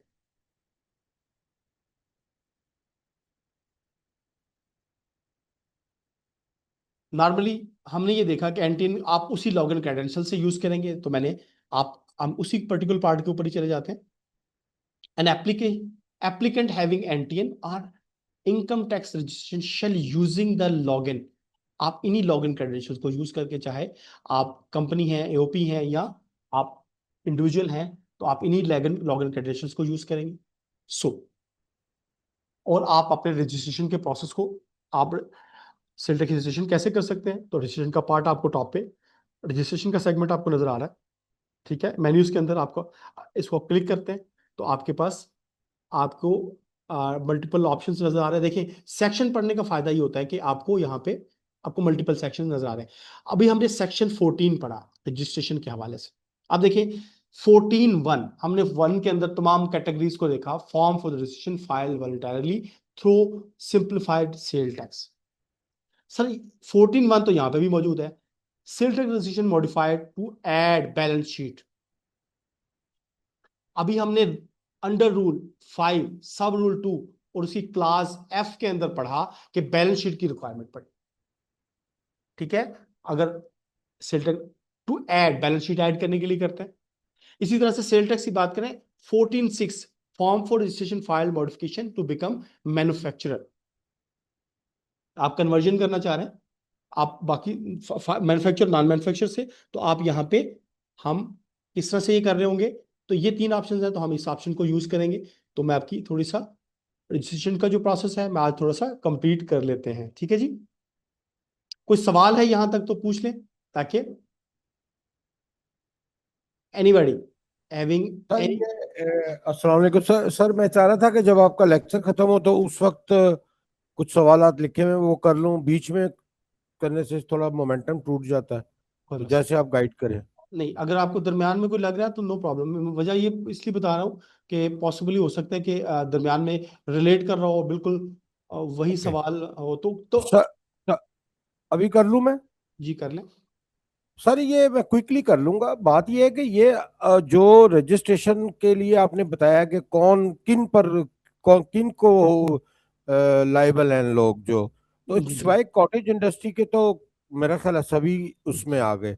बिल्कुल बिल्कुल। देखिए और आप इवन के नोटिफाई करेगा तो कोई कुछ भी देखिए इवन के देखें, हाँ अगर जी, मैं इसको पढ़े तो नो बडी। कॉटेज इंडस्ट्री की बात करें तो टियर 2 है तो हर सेक्टर जो है वो आपको नजर आएगा कि हर कोई यहाँ की रिक्वायरमेंट है जो टैक्सेबल एक्टिविटीज जी कर रहा है टैक्सेबल एक्टिविटीज, तो उसको रजिस्ट्रेशन की रिक्वायरमेंट है। जी। और ये सर जो कॉटेज के लिए आपने 80 मिलियन बताया था ना? 80 मिलियन? 80 million, 80 lakh, 8 million.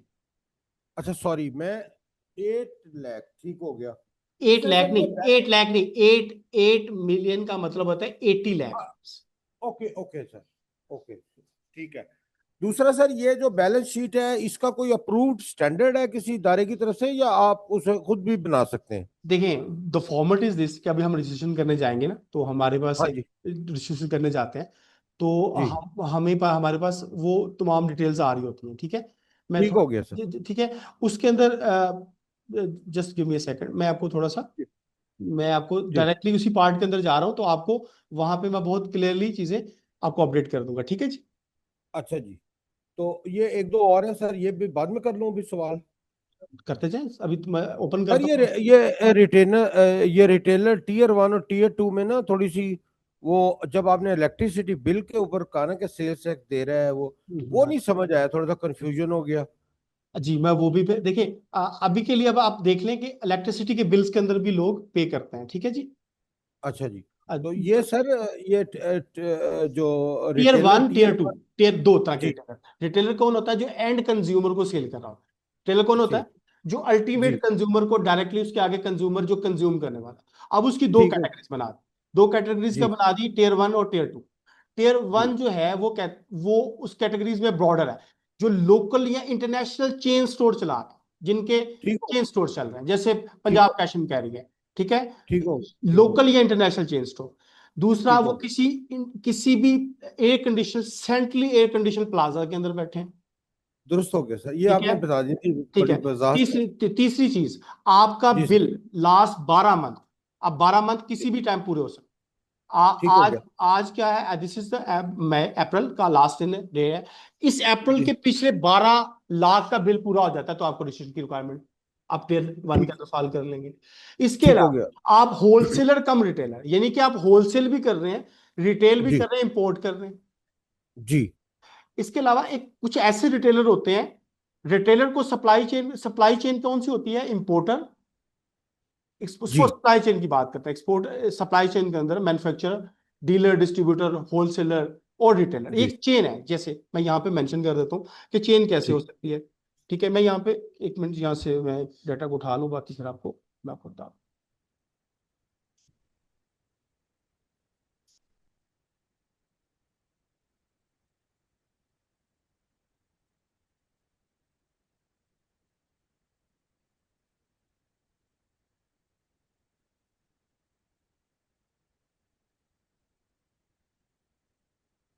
जी अब मैं आपको यहाँ पे बता देता हूँ कि अगर थोड़ा जी सा हम देखिए सप्लाई चेन के अंदर, देखिए जी सिंपलीफाई, देखिए ये चीजें अगर आपको याद होंगी, जैसे हम स्टार्ट करते हैं, कोई इंपोर्टर है, आप जी इंपोर्ट करता है, उसके बाद वो मैन्युफैक्चर करता है, ठीक है। या जी इंपोर्ट करने के बाद फिनिश फार्म के अंदर ही कोई गुड लेता है तो वो आगे किसी डीलर को, डिस्ट्रीब्यूटर, जी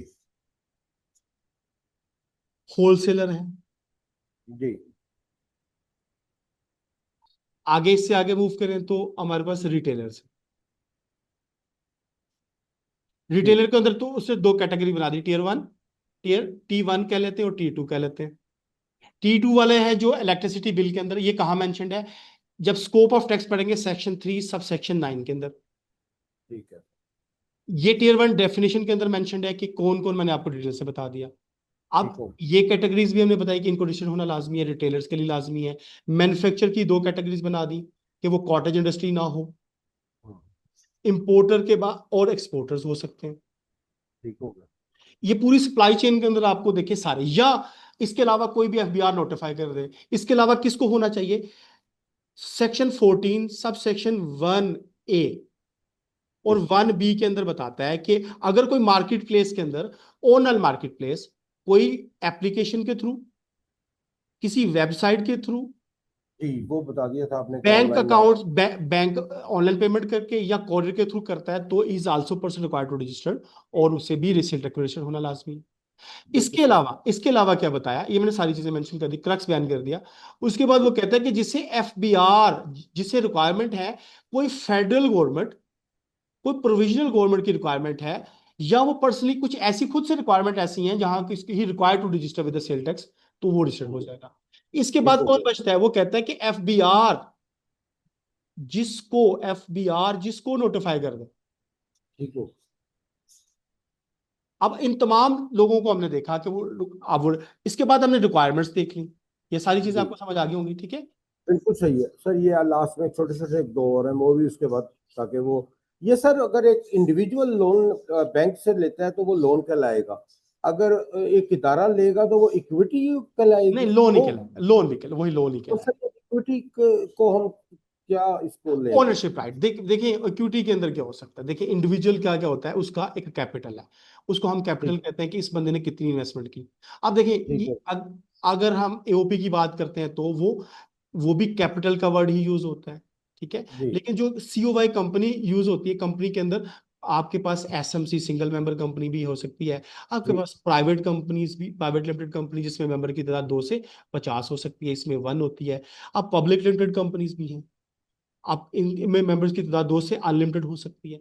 अब पब्लिक लिमिटेड कंपनीज के आगे लिस्टेड कंपनीज हैं और अनलिस्टेड कंपनीज। सर ये क्या होती है, जिनके शेयर स्टॉक मार्केट के अंदर शेयर हो रहे होते हैं। अब जब ये कंपनीज की बात होती है ना, स्टॉक, अगर हम यूरोप के अंदर जाएं तो ये स्टॉक भी कहलाता है, आप स्टॉक कहलाता है किसी जगह। पाकिस्तान के अंदर बात करें तो हमें ये इक्विटी भी कहलाता है। तो बेसिकली ये कैपिटल कहलाता है कि जी इसमें जो कंट्रीब्यूटर है उनकी तरफ से जो पैसे की जो इंजेक्शन है, उसको हम जी कैपिटल या उसको इक्विटी कहलाते हैं। अब ठीक होता है। है, देखिए अब देखिए बिजनेस हम दो तरह से करते हैं ना, एक एसेट मेरे कैसे बनेंगे, मैंने जी बिजनेस स्टार्ट किया, मैं लाइबिलिटी या कैपिटल या इक्विटी की बात कर लें। आपके पास जी अगर पैसे शार्ट होंगे तो आप बैंक से लोन लेंगे ना। जी अब कंपनीज के पास ज्यादा ऑप्शन होते हैं, वो बैंक से लोन ले सकती हैं, डिबेंचर इशू कर सकती हैं, या आप फाइनेंस की जब सब्जेक्ट आगे जाके मैं कुछ ये भी पढ़ाऊंगा, डिबेंचर बॉन्ड इशू कर सकती हैं। जो ठीक पब्लिक लिमिटेड कंपनीज होती हैं, ये बॉन्ड्स का मतलब होता है पब्लिक से भी पैसे ले सकती हैं। तो बेसिकली लाइबिलिटी होती है, लाइबिलिटी का मतलब होता है इन्होंने किसी के दे दे लाइबल मीन के समबडी, इन्होंने थर्ड पार्टी ओनरशिप है इसके अंदर, तीसरे पर्सन जी की इसका पार्ट के अंदर शामिल है, तो ये चीज इसका पार्ट के अंदर बनता है, तो इसलिए। Sir last.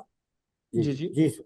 जी, बोले बोले बोले। आपने, जी बस लास्ट है सर, ये जो सी आपने बताया था कि आप बायोमेट्रिक करना पड़ता है जाकर, तो जी जी, ये प्राइवेट लिमिटेड में कौन प्रिंसिपल ऑफिसर सीईओ कंसीडर का होगा? देखिए, जी जी बिल्कुल, देखिए जब हम कंपनीज की फाइलिंग करते हैं, अगर हाँ आपकी जी। कंप्लायंस एसएससीपी के अंदर, जब सिक्योरिटी एंड जी एक्सचेंज कमीशन ऑफ पाकिस्तान, जब आप कंपनी रजिस्ट्रेशन करते हैं, कंपनीज एक्ट 2017, वहां पे जी बेसिकली द प्रिंसिपल अफसर, आपकी अपॉइंटमेंट होती है सीईओ, जो आपका चीफ एग्जीक्यूटिव ऑफिसर होता है, या अपॉइंटमेंट ऑथराइज पर्सन की अपॉइंटमेंट होती है वहां। हम किसी एक पर्सन को अपॉइंट करते हैं कि ये अथॉराइज पर्सन होगा, तो वो पर्सन जो वहां पे उसकी अपॉइंटमेंट होती है, वही बंदा एज ए प्रिंसिपल वहां पे वो जाके बायोमेट्रिक करवाएगा कंपनी के केसेस के अंदर। और जी ठीक है, और जो जो होता है ना एओपी, जिसे कहते हैं पार्टनरशिप, इसके अंदर एक प्रिंसिपल अफसर, जब रजिस्ट्रेशन कर रहे होते हैं तो एक प्रिंसिपल अफसर हम अपॉइंट करते हैं, वो करेगा। ठीक हो। इसे हम चेंज भी जी कर सकते हैं, अथॉराइज पर्सन भी चेंज कर सकते हैं, इंडिविजुअल के अंदर तो वो अकेला खुद ही होगा, जी ठीक है। अगर आप कहेंगे ये तो मैं उन सेक्शन पे एसएससीपी की साइटों पे जाके बता भी सकता हूँ, अगर आपको देखना हो कि सर ये नहीं कैसे होता है तो नो नहीं सर, प्रॉब्लम। बस आपने देखिए, पहले ही माशाल्लाह बहुत डिटेल में बताया, बस ये सवाल आए थे तो मैंने कहा पूछ लूं आपसे। और नॉट एन दूसरा इशू। सर, जब हम इनकम टैक्स पढ़ेंगे तो उसमें आ जाएगा ये सर, एनटीएन में और इनकम टैक्स रजिस्ट्रेशन में ये फर्द और कंपनी का फर्क आया है सिर्फ? नहीं, वो मैं आपको बाद से बताऊंगा, थोड़ा सा हट के क्वेश्चन है, जब ओ, आप ओ, लैदर करेंगे तो डिटेल से करें, मैं आपको कोई हर ओ, सवाल का जवाब दूंगा। रेस्ट श्योर के कोई भी सवाल आप, मैं अनअटेंडेड नहीं। Highly grateful sir, thank you thank you. चलिए चलिए, अब हम दोबारा से अपने पार्ट पे चलते हैं। देखिए, अब हमने बेसिकली हमने देख लिया कि हमारी रजिस्ट्रेशन के लिए 14 सेक्शन किन लोगों को रजिस्टर्ड होना है, ठीक है। मैंने आपको कैटेगोरिकली बताया कि किन लोगों को who require to register every. अब आपको ये भूलने नहीं चाहिए। फिर इसके बाद में रूल्स पे आ जाते हैं कि हमें क्या क्या डॉक्यूमेंट रिक्वायर्ड, किसको बायोमेट्रिक करवानी है, आपकी बैलेंस शीट की अमाउंट कितनी रखनी है कि आपकी एक्टिविटीज उससे बियॉन्ड ना जाए, आपको क्या क्या डॉक्यूमेंट किस शक्ल में लेने, मैंने आपको वो डॉक्यूमेंट दिखा दिए। अब हम आ जाते हैं रजिस्ट्रेशन के पार्ट के। एक इंडिविजुअल है, एक मोहम्मद इरफान साहब है। मैं कैसे करता हूँ, सपोज मैं कहता हूँ कि मैं एक रजिस्ट्रेशन की प्रोसेस को स्टार्ट करता हूँ। ये मैं एक ऑलरेडी एक प्रैक्टिस के तौर पे हम देख लेते हैं। अच्छा, अब हम दोबारा से चलते हैं, रजिस्ट्रेशन के पार्ट पे चलते हैं। हमने रजिस्ट्रेशन के पार्ट पे 14(1)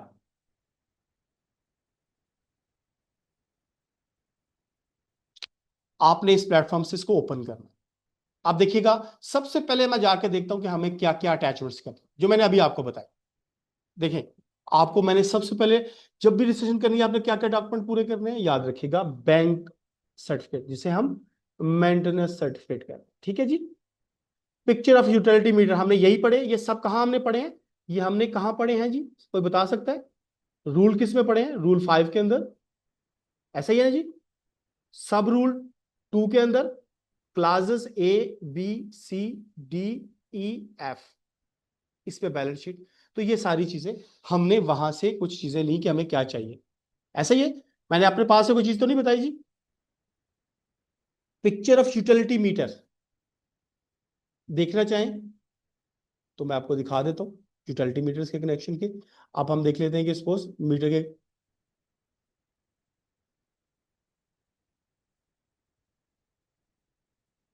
आपके पास ये मीटर है, क्लियरली होना चाहिए, थोड़ा सा ऐसा ये पे स्टैग आपका लगा हुआ है, आप ये ऐड कर लो। अब आ जाते हैं business premises, picture of business premises. आपकी बिजनेस प्रीमिसेस की पिक्चर्स लें, अब इंक्लूडिंग द इंडिविजुअल अगर है तो भी वो ऐड कर सकता है।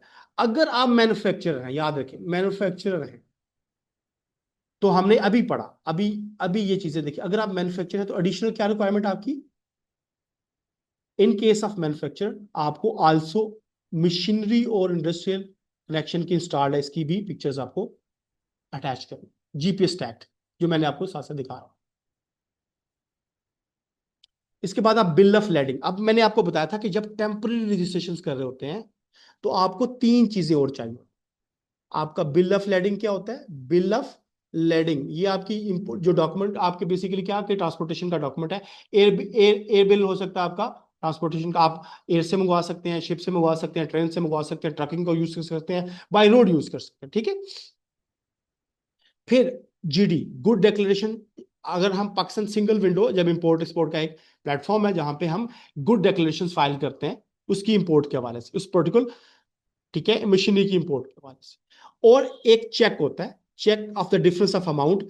अगर आपने ये मशीनरी विद इन 2 मंथ्स आपने इंपोर्ट कर ली और 72 आवर्स के अंदर आपकी रजिस्ट्रेशन कंप्लीट हो जाएगी, 2 मंथ्स के अंदर, तो अगर ये होता है तो आपका ये चेक अदरवाइज कैश हो जाएगा और ये आपको फेवर नहीं मिलेगी। टेम्परेचर क्यों की जाती है? बेसिकली टू द, आपको टैक्सेस के अंदर, सेल टैक्स के अंदर आपको थोड़ी सी एग्जम्पशंस के लिए, ठीक है जी।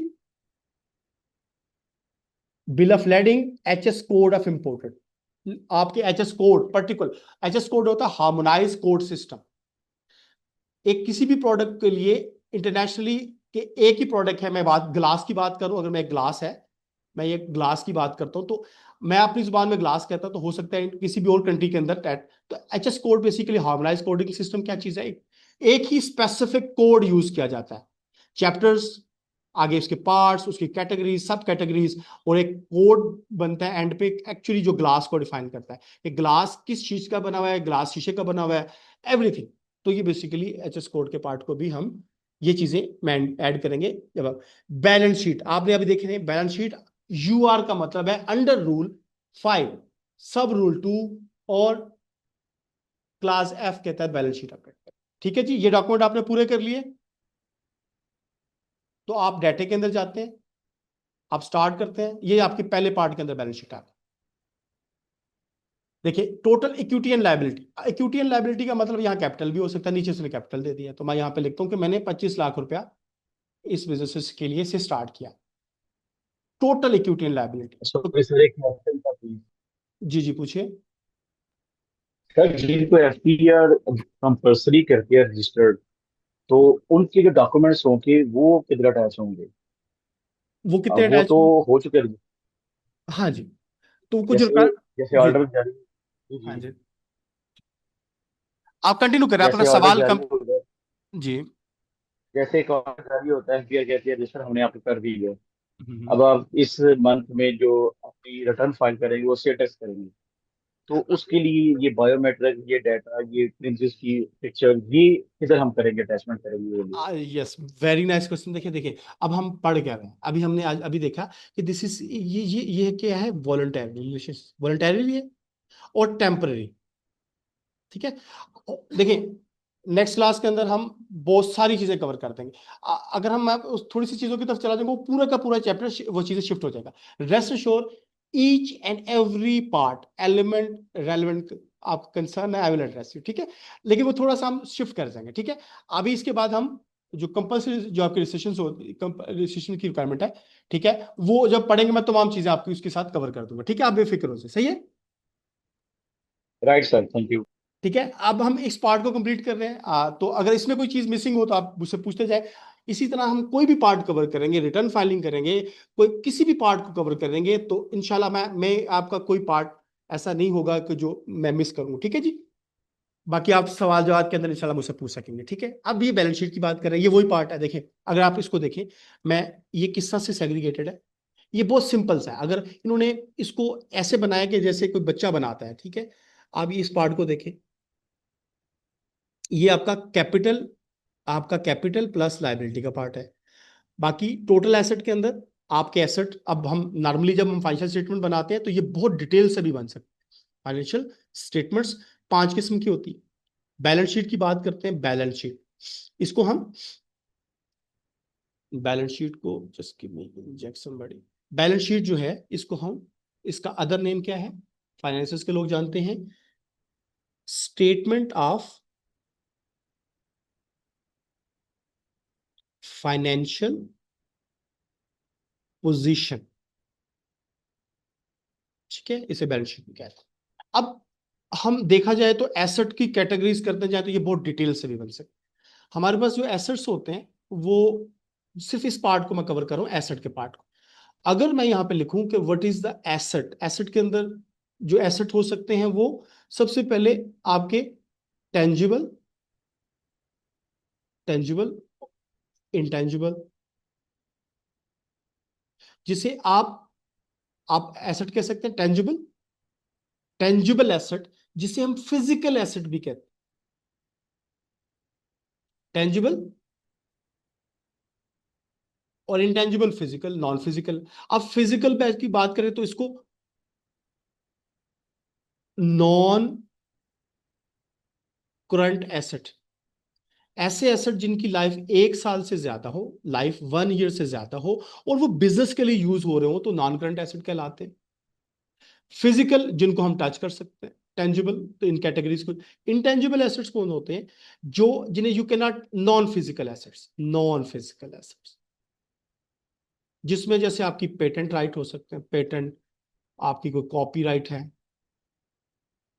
कॉपीराइट है, आपके पास कोई गुडविल है, गुडविल है, आपके पास कोई रॉयल्टी का फैक्टर है। तो बेसिकली दिस, ये चीजें हम एसेट को कैटेगराइज कर, तो यहां पे इसको कह रहा है फिक्स एसेट। आप इन्हीं tangible asset, physical asset, non current asset को यहां फिजिकल एसेट भी कह रहा है, but actually it can be any. अब इसकी फर्दर कैटेगरीज है। फिजिकल एसेट क्या हो सकती है, आपकी लैंड एंड बिल्डिंग, आपके पास मशीनरीज हैं, ठीक है, आपके पास आप मशीनरीज है, आपके पास कंप्यूटर्स हैं, आपके पास व्हीकल्स हैं, आपके पास फर्नीचर है, फर्नीचर एंड फिक्सचर। तो ये basically physical non current asset, ये तमाम एसेट है जिनकी लाइफ 1 साल से ज्यादा है। अब यहां पे वो इसको फिक्स एसेट लिख रहे हैं, एक ही कैटेगरी, ये तमाम चीजें आपने इन तमाम कैटेगरीज को एक ही पार्ट में डाल दें। अब आ जाते हैं इन्वेंट्री, बैंक अकाउंट बैलेंस और अदर एसेट। यहां पे टेंजिबल के बाद एक और एसेट होते हैं, नॉन करंट एसेट। ऐसे एसेट जिनकी लाइफ 1 साल से कम होती है, मैं इसको बिठा देता हूँ।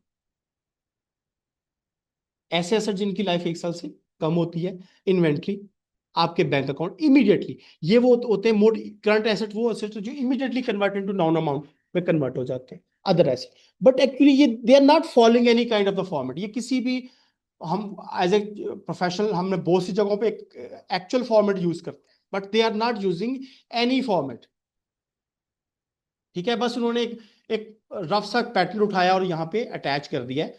तो दैट, तो आपको ये लगेगा कि जैसे जनाब ये तो ऐसे कोई बच्चे बना रहे हैं ना, तो मुझे थोड़ा सा ये लग रहा है। तो इस तरह से कुछ चीजें नॉर्मली, अगर मेरे पास ये हल्की सी बैलेंस शीट का फॉर्मेट मौजूद है, मैं आपको सिखा भी दूंगा, मैं आपको ये शेयर भी कर दूंगा। ठीक है जी, जैसे करंट एसेट और मैंने इसके नॉन करंट एसेट बना दिए। इसी तरह से ये आपके कैश इन हैंड, बैंक, आपके अकाउंट रिसीवेबल, आपकी इन्वेंट्री, एडवांस पेमेंट्स, ये आपके करंट एसेट्स हैं। लेकिन यहाँ पे वो इसको डिटेल से डिफाइन नहीं कर रहा, बस इसको ऐसे ही कर रहा है। लेकिन आपने ये समझना है कि यहाँ ये जो पार्ट है, ये आपने कैसे प्रिपेयर करना है कि आपके एसेट्स, आप इसको लाजमी कवर करें। और ये आपकी जो एसेट है ना, ये आपकी बैलेंस शीट है, ये आपके जो आपकी रिटर्न है, आपकी इनकम टैक्स की रिटर्न है, उसके अंदर याद रखें, वहां पे ये आपने बिजनेस भी ऐड करना है, और वहां पे यही अमाउंट वहां डिस्क्लोज भी करें। ये ना हो कि बाद में आपके पास आपको कोई ये चीजें थोड़ा सा प्रॉब्लम क्रिएट करें। ठीक है जी, हमने ये सिंपल सिंपल सादा सा कवर कर लिया। अब यहाँ पे आप 2 फिगर्स के अंदर डाटा डाल देंगे तो तब भी ये इसे एक्सेप्ट कर लेगा।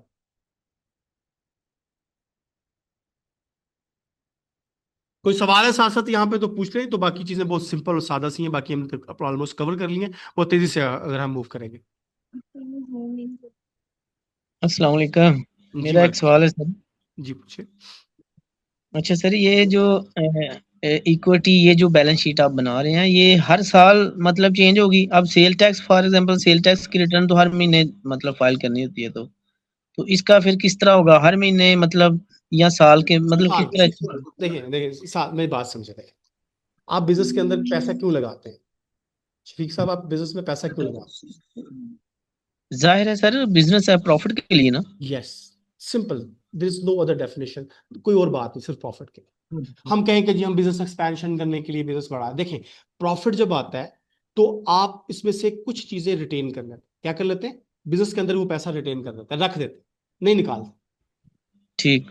कुछ आप विड्रॉ कर लेते हैं, विड्रॉ कर लेते हैं। खर्चे। खर्चे की बात नहीं, ये जो बिजनेस का खर्चा होता है वो बिजनेस के अंदर से पूरा होता है, उसके प्रॉफिट में वो एक्सपेंस डिडक्ट होने के बाद प्रॉफिट आता है, ये याद रखिए। मैं सिंपल डेफिनेशन ठीक। प्रॉफिट लॉस बना रहा हूं कैसे, सादा सी। आपने सेल की, सेल में से cost of good sold minus की, आपका ग्रॉस प्रॉफिट आया, इसमें से एक्सपेंसेस माइनस किए और टैक्सेस को छोड़े, मैं आपका प्रॉफिट आ गया। ये आपके तमाम खर्चे निकालने के बाद इस प्रॉफिट में से क्या करेंगे, आप कुछ अमाउंट रिटेन कर लेंगे, कुछ विड्रॉ कर लेंगे, ओनर से बिलोंग कर। आप अब रिटेन करेंगे तो आपकी ये इक्विटी बढ़ जाएगी। रिटेन करने से क्या करेंगे, इस रिटेन के पैसों से जो जो लाइबिलिटी थी, जो बैंक के पैसे हैं, ये वापस कर देंगे। ठीक। अगर ज्यादा बढ़ाएंगे तो पैसा इंजेक्ट कर दें, आप इसको अपडेट कर लेंगे, आप इसे अपडेट करेंगे, इसमें तो नो डाउट। हर साल करेंगे, हर घंटे बाद नहीं करेंगे, हर साल बाद आपने पैसा इंजेक्ट किया, पर्टिकुलरली वो कंटिन्यू कर रहा है। आगे जब आप ये, मैं डिटेल से आपको फाइनेंशियल स्टेटमेंट्स पढ़ाऊंगा। आपको प्रोफेशनल बनाना है, ना कि बस वो जुगाड़ी काम नहीं करना। ठीक है, ये आप समझ लेंगे बेसिक चीजें, मैं आपको डिटेल कॉन्सेप्ट दूंगा, हाउ थिंग्स वर्क्स।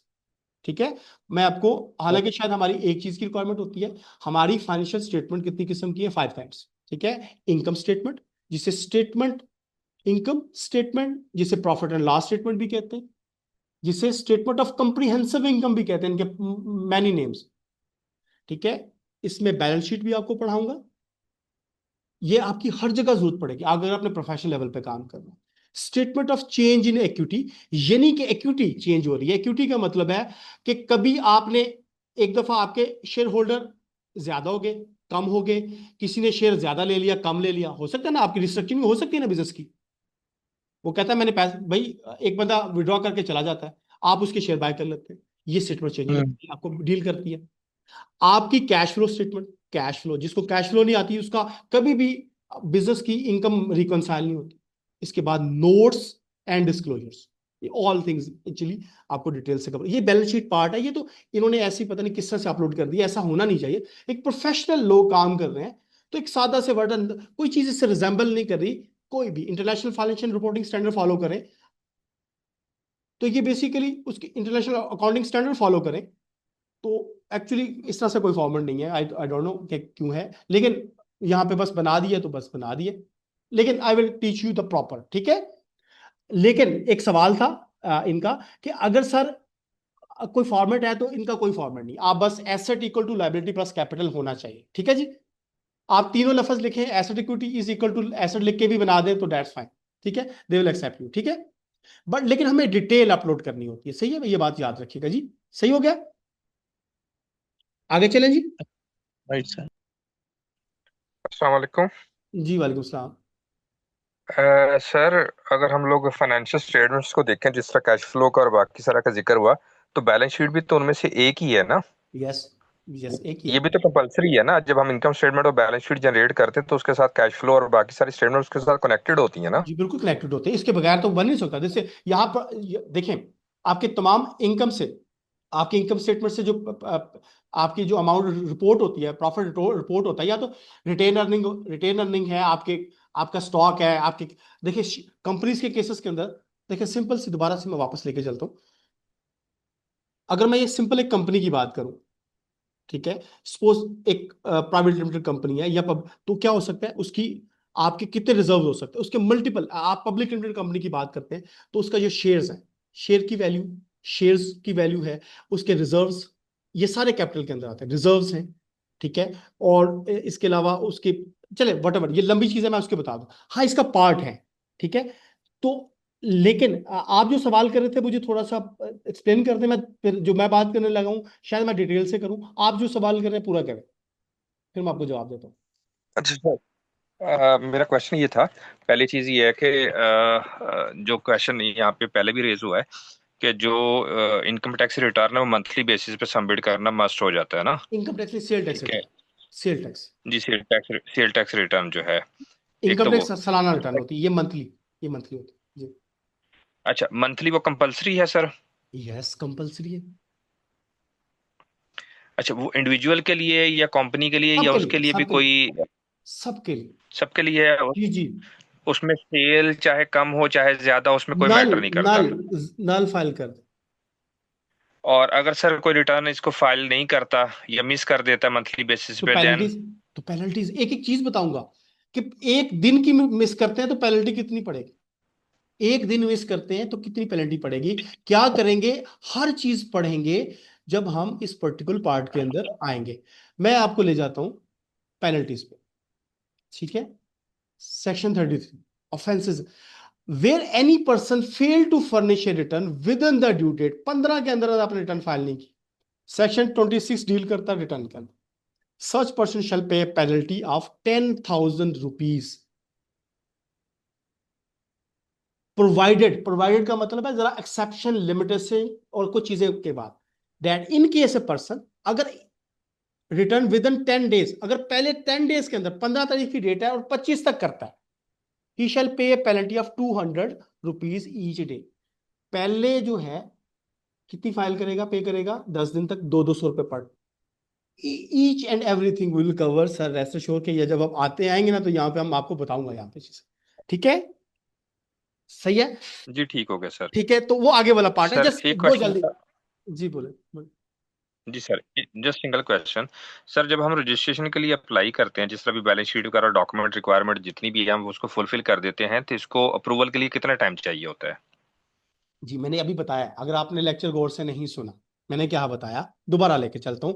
देखिए मैंने इतनी क्लियरिटी से चीजें बताई, जब ये डॉक्यूमेंट फाइल कर देंगे उसके बाद वो बताता है, जब ऑन फर्निशिंग अबव डॉक्यूमेंट, जब ये डॉक्यूमेंट सबमिट कर देंगे, यहाँ ये क्या है, कॉलन आ रहा है, सेमी कॉलन है, कॉलन है। अब वो कहता यस। है रुके, provided in case of individual AOP और company only one share holder member as the case may be, the IRS shall registered such person, in person को, इस पर्सन को कैसे रजिस्टर करेगा सेल टैक्स में, ओनली अगर एलआरओ लोकल रजिस्ट्रेशन ऑफिसर होता है आपकी आरटीयू के अंदर, ठीक है। अगर वो Yes. मुतमईन है कि आपने ये डॉक्यूमेंट सही फुलफिल किए हैं, रूल सब रूल 2 के अंदर कहाँ है, ये सब रूल 2 के अंदर ये तमाम डॉक्यूमेंट वो चेक करेंगे, अगर ये डॉक्यूमेंट इसने सही फुलफिल किए, of this rule has been uploaded in IRS, आपने ये तमाम आईआरएस में प्रॉपर अपलोड किए हैं और ये अपलोड हो रहे हैं, ये हम कर रहे हैं ना इधर, ये प्रॉपर Yes. अपलोड किए जैसे मैंने आपको बताया, exactly what I have mention. तब क्या करेगा, and the LRO has approved the application, वो ऑर्डर को पास कर देगा। आज ही मैं आरटीओ ऑफिस गया हुआ था, 7 से 8 नोटिफिकेशन थी, तो मुझे वो क्लाइंट को, जो क्लाइंट है वो कहते हैं इसको भी वो भी मूव करें, ठीक है, you have to physically, most of the cases आपको फिजिकली जाना पड़ता है, डॉक्यूमेंट्स दिखाएं तो आपकी उसी टाइम रजिस्ट्रेशन कर देते हैं, कोई टाइम मेंशन नहीं किया गया, हो सकता है 1 दिन के अंदर हो सकता है 15 दिन महीने बाद भी पड़ा हो, तो ये बात आपको क्लियर हो जानी चाहिए, ठीक है। उसके बाद आप ये नादरा की रजिस्ट्रेशन करेंगे। टेम्पररी रजिस्ट्रेशन की बात की मैंने, आपने गौर से सुनना था, फिर मैंने आपको टेम्पररी रजिस्ट्रेशन की बात की जो इसी का पार्ट है। टेम्पररी रजिस्ट्रेशन आपको 72 आवर्स के अंदर हो जाएगी और ये 2 मंथ्स के लिए होगी। Yes. और जो अभी आप जिनका टाइम पूछ रहे हैं मैंने आपको बता दिया, दैट इज प्रोवाइडेड दैट कि एलआरओ सर्टिफाइड है और आपने डॉक्यूमेंट जेन्युइन रेलेवेंट अपलोड किए जैसे मैंने आपको बताया, ओके। Yes, sir. अच्छा, अगर ये एलआरओ जो है इसको रिजेक्ट करता है, एप्लीकेशन को डिक्लाइन या रिफ्यूज कर देता है, तो क्या उसकी एक्सप्लेनेशन होगी या जस्ट नहीं नहीं, वो रिमार्क आपको होगा नहीं कि नहीं रिमार्क्स होंगे, वो आपको कहेगा, देखिए आपको टास्क दे देगा, भाई ये चीज नहीं है तो इसको फुलफिल कर दो। इवन के वो आपको फील्ड ऑफिसर मार्क करेगा कि फिजिकली चेक करके आओ उसकी जगह ऑफिस है कि नहीं, आप ऐसे भी तो ठीक एक्टिविटी है? कर सकते हैं ना। तो अब जी जी। इसकी पावर्स, अब मैं पावर की बात करूंगा तो आप कहेंगे सर, सर ये हम कहाँ जा रहे हैं, power to make a rule, power to make a rule, power to make, section 50 sale tax act, board में by notification in the official gazette make rules. अब आपके ये रूल बनाए मैंने, उसने आपके लिए रूल बनाए ना ये कि आप ऐसे करेंगे, for carrying out a purpose, कोई भी एक्ट का पर्पस, कि इस एक्ट के अंदर कहीं पे भी कुछ चीजें लिखी हुई है, इस एक्ट को के पर्पस को फुलफिल करने के लिए वो कुछ भी नोटिफिकेशन के थ्रू, ऑफिशियल गजट के थ्रू रूल्स बना सकता है, including rules for charging a fee, for processing of return claims and other documents and for the preparation of the copies of, उनकी कॉपीज भी कितनी चाहिए भाई, इसके पास पावर है, तो मैं यहां कुछ नहीं कर सकता, ठीक है। तो now he is a mean the powerful, that much powerful कि वो आपके लिए चीजें डिफाइन कर रहा है and you have to follow. Okay sir. समझ आ गई। जी जी। देखिए कोई चीज का हवाला चाहिए ला के, देखिए हम पढ़ना, आपको बोरिंग तो नहीं लग रहा कि मैं लॉ से रिलेट कर रहा हूँ, लॉ पढ़ा रहा हूँ, साथ प्रैक्टिस कर रहा हूँ, तो मेरा वे ऑफ टीचिंग यही है और मैं ऐसे ही पढ़ाता हूँ, ठीक है। नहीं सर, उसके बगैर तो मेरा ख्याल है कि हम लोग इसको प्रॉपरली अंडरस्टैंड भी नहीं कर सकते ना। यस। अच्छा अभी हमने बैलेंस शीट अपलोड कर दी, बाकी मैं इसके डॉक्यूमेंट भी अपलोड, इन्फॉर्मेशन देखिए, अब आप मैन्युफैक्चरर हैं या नॉन मैन्युफैक्चरर हैं, देखिए मैंने आपको पूरी कैटेगरी में वही में बता दिया था, सारी चेन आपको मैंने बता दी, importer exporter manufacturer wholesaler dealer distributor retailer tier 1 tier 2, सारी कैटेगरी अगर मैन्युफैक्चरर हैं कॉटेज इंडस्ट्री के अलावा तो मैन्युफैक्चरर, अगर टेम्पररी डिसीजन भी कर रहे हैं तब भी मैन्युफैक्चरर, ठीक है, टेम्पररी डिसीजन भी कर रहे हैं तो मैन्युफैक्चरर का को सिलेक्ट करेंगे, ठीक है। बैंक अकाउंट, जी यहाँ पे आते हैं, बैंक अकाउंट कैसे ऐड करेंगे, मैंने अब सारी चीजें आपने मुझे खुद बताते जाना है, मैंने आपको पहले से बता दिया। देखिए टाइप मैंने बताया कि जी अकाउंट टाइप क्या होगी, एनओडी बॉन्ड सर्टिफिकेशन टाइप होगी, फॉर्म आप पहले सिलेक्ट करते हैं, अकाउंट सिलेक्ट करते हैं, आपकी टाइप कौन सी है, current account, national saving account, ये अकाउंट हो सकते हैं, करंट अकाउंट है। आप इंस्टीट्यूशन को ब्राउज करेंगे, यहाँ पे मैंने मीजान बैंक इंटर किया, ब्राउज करेंगे, आपकी ब्रांच ऑटो पे वो तमाम ब्रांचेस पॉप अप कर जाएंगे, आप सिलेक्ट कर लेंगे, ठीक है जी, ठीक है। International bank fund transfer normal number जो आप ऐड करते हैं, आईबीएन नंबर जिसके साथ आपके डिटेल डिजिट होती है, करेंसी आप ऐड करेंगे, यूरो है किसी और करेंसी के अंदर पीकेआर में है, आपकी ओपनिंग डेट, ये आपके बैंक मेंटेनेंस सर्टिफिकेट के अंदर तमाम इंफॉर्मेशन मौजूद होती है, इज इट राइट, ऐसा ही है, जी। ऐसे ही है, ओके। बैंक की डेट, ओपनिंग की डेट यहाँ पे लिखेंगे। कैपेसिटी मैंने बताया था, ओनर है, कितने परसेंट के ओनर हैं, 100% के, ऐड कर देंगे, ऐड हो जाएगा। ठीक हो गया? डॉक्यूमेंट पूरे हैं तो कोई मसला हो रहा है, सेकंड्स में ऑन हो जाएगा। बिजनेस एक्टिविटी की तरफ, प्लस की तरफ साइन करते हैं, बिजनेस का नाम लेंगे, कब ये बिजनेस स्टार्ट किया, सपोज मैंने इसी मंथ स्टार्ट किया अप्रैल के अंदर, आप ऑन करते हैं, ये ऑन करते हैं। अब आपने यहाँ 2 एक्टिविटीज ऐड करनी है, याद रखिएगा क्या करनी है, 3 एक्टिविटीज के अंदर मौजूद होती हैं कि एक आपकी प्रिंसिपल एक्टिविटी है, आपकी सेल टैक्स एक्टिविटी और फेडरल एक्साइज ड्यूटी की एक्टिविटी। आपने एटलीस्ट 2 ऐड करनी फॉर सेल टैक्स रजिस्ट्रेशन के लिए, ठीक है जी। आप यहाँ पे प्लस का साइन एंटर करते हैं, आप प्रिंसिपल एक्टिविटी पहले ऐड करेंगे, ब्राउज करेंगे कौन कौन सी एक्टिविटी यहाँ पे आपके पास। आप कहते हैं मैं होलसेलर हूं, मैं कोई होलसेलर का काम करता हूं, मैं सर्च करता हूं तो वो सारे होलसेलर निकाल देंगे। आप कहते हैं कि आप मोटरसाइकिल मेंटेनेंस व्हीकल रिपेयर का काम करते हैं, आप आपके पास मल्टीपल पेजेस आगे ओपन हो रहे हैं, आपकी जो रेलेवेंट एक्टिविटीज है आपने वो देखनी है, ठीक है। पेंट, ग्लास, स्पेशलाइज स्टोर, आप फर्स्ट कोई भी मैं एक सेलेक्ट कर लेता हूँ। आपकी पर्टिकुलर फार्मास्यूटिकल, आप specialize retail sales of pharmaceutical and medical goods, मैं मेडिकल स्टोर का काम मैं स्टार्ट कर रहा हूँ, मैं इसको अप कर लिया, एक्टिविटीज को किया। अब ये sole part is covered in. मैं डेट ऑफ ओपनिंग एक्टिविटी कब मैंने स्टार्ट की, मैंने 2025 के अंदर ऐड की, कब ऐड की, स्टार्ट की जनवरी के अंदर ऐड की, मैंने डे ऐड किया तो मैंने ओके कर दिया, ठीक है। अब आप मेरे पास सेल टैक्स की एक्टिविटी ऐड करता हूँ तो मैं यहाँ पे होलसेल की सेल टैक्स की एक्टिविटीज को मैं दोबारा से इसको सिलेक्ट कर लेता हूँ, ये मेरी होलसेल टैक्स की एक्टिविटीज है, मैंने ये इसी मंथ से ऐड किया, स्टार्ट किया, ये एक्टिविटी मैंने अभी से स्टार्ट की, अदर्स, ठीक है। ये ऑलरेडी एक्टिव है, मैं इसको थोड़ा सा डिफरेंट सेलेक्ट कर लेता हूँ, क्लॉथिंग से इसको फोर्थ है।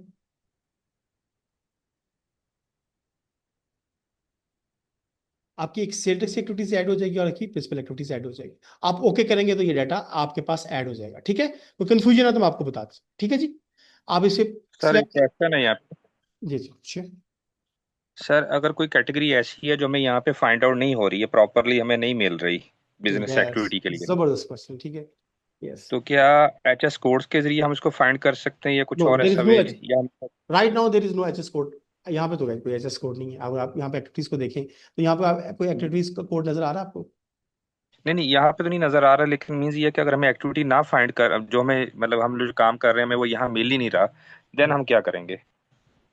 हम बाद में भी इसको अपडेट कर सकते हैं, लेकिन ये चीजें मैं आपको फाइंड करना दिखाऊंगा। लेकिन बहुत, ये आपने कल सवाल पूछना है, ये अगली क्लास आएगी ना तो हमारी जी कंपल्सरी सेशन भी हो जाएगी, उसमें कवर होगी, और हम पीआरए के अंदर एक सूबाई लेवल के अंदर भी सीख लेंगे, ठीक है। तो 2 जी पार्ट में ठीक, सेशन कंप्लीट कर लेंगे, उसके अंदर आपके सजेशन का कोई सवाल रहना नहीं चाहिए। ठीक आई होगा। रियली अप्रिशिएट कि ये चीजें आप ढूंढ ढूंढ के निकाल के लाएं क्वेश्चंस, ताकि मजा आए, ताकि क्लास के एक अच्छी क्लास की इन्वायरमेंट बनेगी तो आपको मजा आएगा, ठीक है सर, ठीक है। जी सर। मैं आपको ये इंशाल्लाह डिटेल से, आप यूटिलिटी के अंदर आप अपना एड्रेस ऐड करते हैं,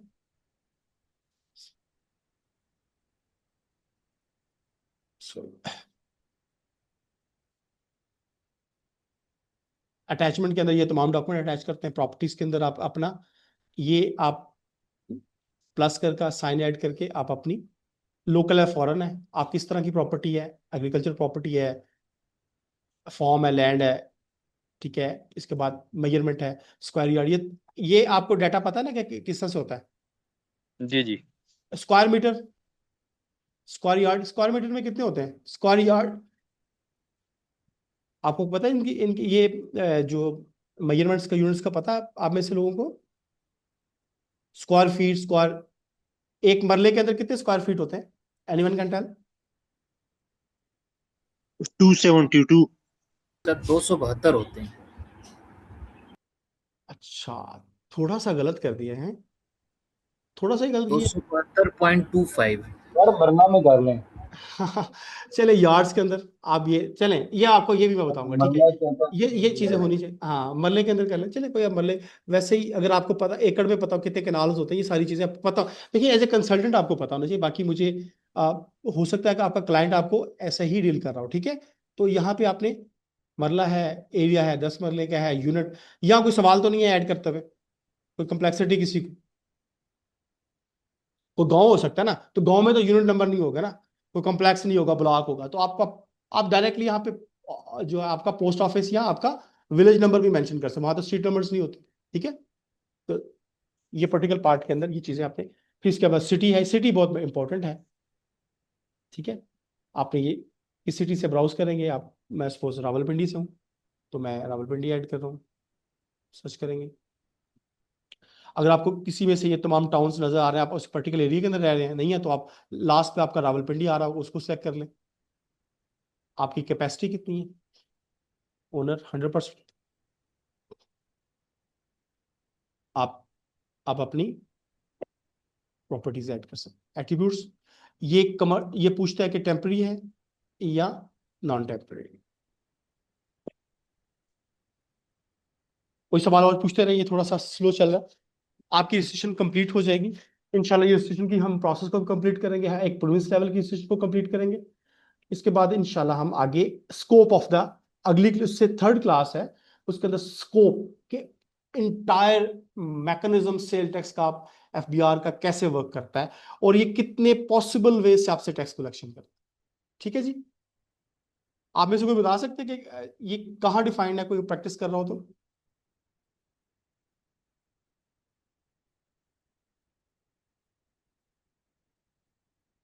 चलें, मैं इंशाल्लाह आपको फिंगर टिप्स पे चीजें याद होंगी इंशाल्लाह। ठीक है, my system is getting slow. अच्छा चलें, ये चीज कंप्लीट होगी जी। थोड़ा सा ये स्लो कर रहा है, बाकी इंशाल्लाह मैं अब ये थोड़ा सा अपडेट होता है तो मैं दोबारा से आपके क्वेश्चन आंसर्स कोई हैं तो। सर तकरीबन 2 घंटे की क्लास होने लगी है। अच्छा, ये तो मुझे पता नहीं। अच्छा, मजा नहीं आ रहा था, लंबी क्लास होगी ना। अच्छा नहीं चलें, नहीं सर, मजा आया बिल्कुल, इसमें थोड़ा कोई शक नहीं, सही लेकिन है, जिस वक्त इंटरेस्टिंग रिकॉर्डिंग है। मिलेगी ना तो वो थोड़ा सा अपलोड करते हुए या डाउनलोड करते अच्छा हुए चले, कोई कोई इशू नहीं। प्रॉब्लम। देखिए आज हमारी, देखिए असल में हमने इन चीजों को क्लियर करना है। नो और नो मजा आया प्रॉब्लम। तो बाकी इतना टाइम गुजरा पता नहीं चला, किसी को भी नहीं पता चला। अच्छा चले फाइन। अच्छा चले जी, इंशाल्लाह हमारी क्लासेस की डेज यही होंगे, Wednesday, Thursday, every 2 days 2 hours, ये 9 PM की क्लास होगी। और इंशाल्लाह आपके क्वेश्चंस, आपका रजिस्ट्रेशन का पार्ट जो है हम कंप्लीट करेंगे अगले पूरी क्लास के अंदर। फिर हम अगले, हमारे तकरीबन 12 to 14 लेक्चर्स हैं इंशाल्लाह, we will not miss any part of this. ठीक है जी, कोई सवाल है तो करें, तो हम क्लोज करने जा रहे हैं। ठीक है जी, no sir, thank you so much. अच्छा सर वो, अच्छा अच्छा, एक क्वेश्चन है सर, ये जो सर हमने रजिस्ट्रेशन में जिसमें पहले आपने प्रिंसिपल एक्टिविटी दी और फिर वो लास्ट में सेल टैक्स, तो क्या हम दोनों को इकट्ठा नहीं ले सकते? नहीं लेंगे, अलग अलग ऐड करेंगे। ये यहीं से स्टार्ट करें। इसके बाद पीआरए वो बहुत सिंपल सिंपल है, हम डॉक्यूमेंट इकट्ठे करेंगे, आपको प्रोसेस पहले पता होगा, रूल्स को मेंशन करेंगे, सेक्शन को मेंशन करेंगे, और हम ये अब आपको पढ़ना आसान हो जाएगा। अब आप जब काम कर रहे हैं तो आपको ये पता होगा, थोड़ा सा अंडरस्टैंडिंग बन रही है ना, कि हम लॉ को रिलेट करके पढ़ेंगे तो आपको बहुत सिंपल लगेगा, अदरवाइज बहुत कॉम्प्लेक्स लगेगा। ठीक हो गया। तो ये यहीं से जहां से खत्म किया है बिल्कुल कंप्लीट करके आपकी डिसीजन, वैसे आपको ये खुद ब खुद ही लोग कर लेंगे इंशाल्लाह। लेकिन मैं आपको करके दिखाऊंगा एक सबमिशन, एक प्रैक्टिकली अगर कहेंगे तो मैं ले लूंगा डाटा, सारा डाटा बना होगा पहले से, सबमिशन करनी होगा। ठीक है जी, सर ग्रुप में ज़रा ये क्लास में ज़रा ये बता दें कि हमने इसको कैसे डाउनलोड करना है अपने कंप्यूटर पे या अपने मोबाइल पे, कैसे एक्ट को भी और रूल्स को भी। जी, ये थैंक यू। सबसे पहले FBR डॉट, ये साइट पे आ जाए, fbr.gov.pk की साइट पे आ जाए। ठीक है, fbr.gov.pk, this is the platform जो आप हमें तमाम एक्सेस प्रोवाइड कर रहे हैं, आपके रिसोर्सेज, मैं रिसोर्सेज कहता हूँ इसलिए आपको हायरार्की FBR फंक्शन कैसे करता है, इसके तमाम कस्टम विंग्स, लीगल, ये तमाम फाइनेंस मिनिस्टर कौन है, आपके चेयरमैन कौन है, न्यूज़ रूम, आपकी हेल्पलाइन और ईमेल, ये तमाम बेसिकली यहाँ से हमें क्या कंसर्न होता है कि आपकी तमाम इंफॉर्मेशन, बेसिक इंफॉर्मेशन आपको यहाँ से, रिसोर्सेज भी आपको यहाँ से मिले। ठीक है, आप इसकी फुटिंग में चले जाएं, यहाँ पे आपके लीगल रिसोर्सेज के नाम से एक्ट ऑर्डिनेंस रूल्स है, आप किसी पे भी क्लिक करेंगे तो ये आपके पास ऑल पॉसिबल आपके एक्ट्स ऑर्डिनेंस रूल्स आपको यहाँ से मिल जाएंगे। अब आपने सेल टैक्स एक्ट को डाउनलोड करना था, सेल टैक्स को मैंने क्लिक किया तो आपके पास जो मोस्ट रीसेंट जो टॉप पे होगा उसको आप डाउनलोड आप प्रीवियस भी डाउनलोड कर सकते हैं अगर आपको रिक्वायर्ड हो कि आपने किसी का कोई ऐसा डिफॉल्ट का केस हो जो सालों से पेंडिंग हो, तो उस जगहों पे आपके रूल सेक्शंस को अगर आपने स्टडी करना है तो दैट पर्टिकुलर पार्ट आपको वहां पे मिल जाएंगे। ठीक है, सही है जी। ये तमाम डॉक्यूमेंट आप यहीं से डाउनलोड करेंगे। ठीक है जी, बेहतरीन सर। चलो ओके जी जी, आज बिल्कुल आज के हम क्लोज करते हैं। कुछ सर। लोग नेक्स्ट का थोड़ा सा एजेंडा बता दें कि नेक्स्ट हम क्या आपकी क्लास पढ़ेंगे। का एजेंडा सर्कुलेट किया जाएगा ग्रुप के अंदर डिटेल के साथ। आई विल सर्कुलेट, ठीक है जी। पूरे के पूरे 12 चैप्टर ए टू जी तमाम चीज़ों का एजेंडा पहले से शेयर कर दिया जाएगा क्लास का। ठीक है, वो मैं आपको 1 से 2 दिन पहले ही शेयर कर दिया जाएगा। ठीक है जी, जी ठीक है। रिकॉर्डिंग भी आपको मिल जाएंगे एक्सेस। ठीक है, बाकी आप जो एडमिशन वगैरह लेना है तो आप अपने कोऑर्डिनेटर से रब्ता कर लीजिएगा, इंशाल्लाह वी विल डू दिस। ठीक है जी, इंशाल्लाह सर, इंशाल्लाह। ओके जी। Okay, stop sharing. बाकी अपना बहुत ख्याल रखिएगा जी। क्लास पसंद आएगा तो ग्रुप में कमेंट्स कीजिएगा, अगर आपको पसंद आए, नहीं पसंद आई है तो तभी हाईली बताइए। Appreciated sir, thank you so much, बहुत ठीक मज़ा है, आया, थैंक यू। ठीक, ठीक है जी। बाकी अल्लाह हाफिज़ सर।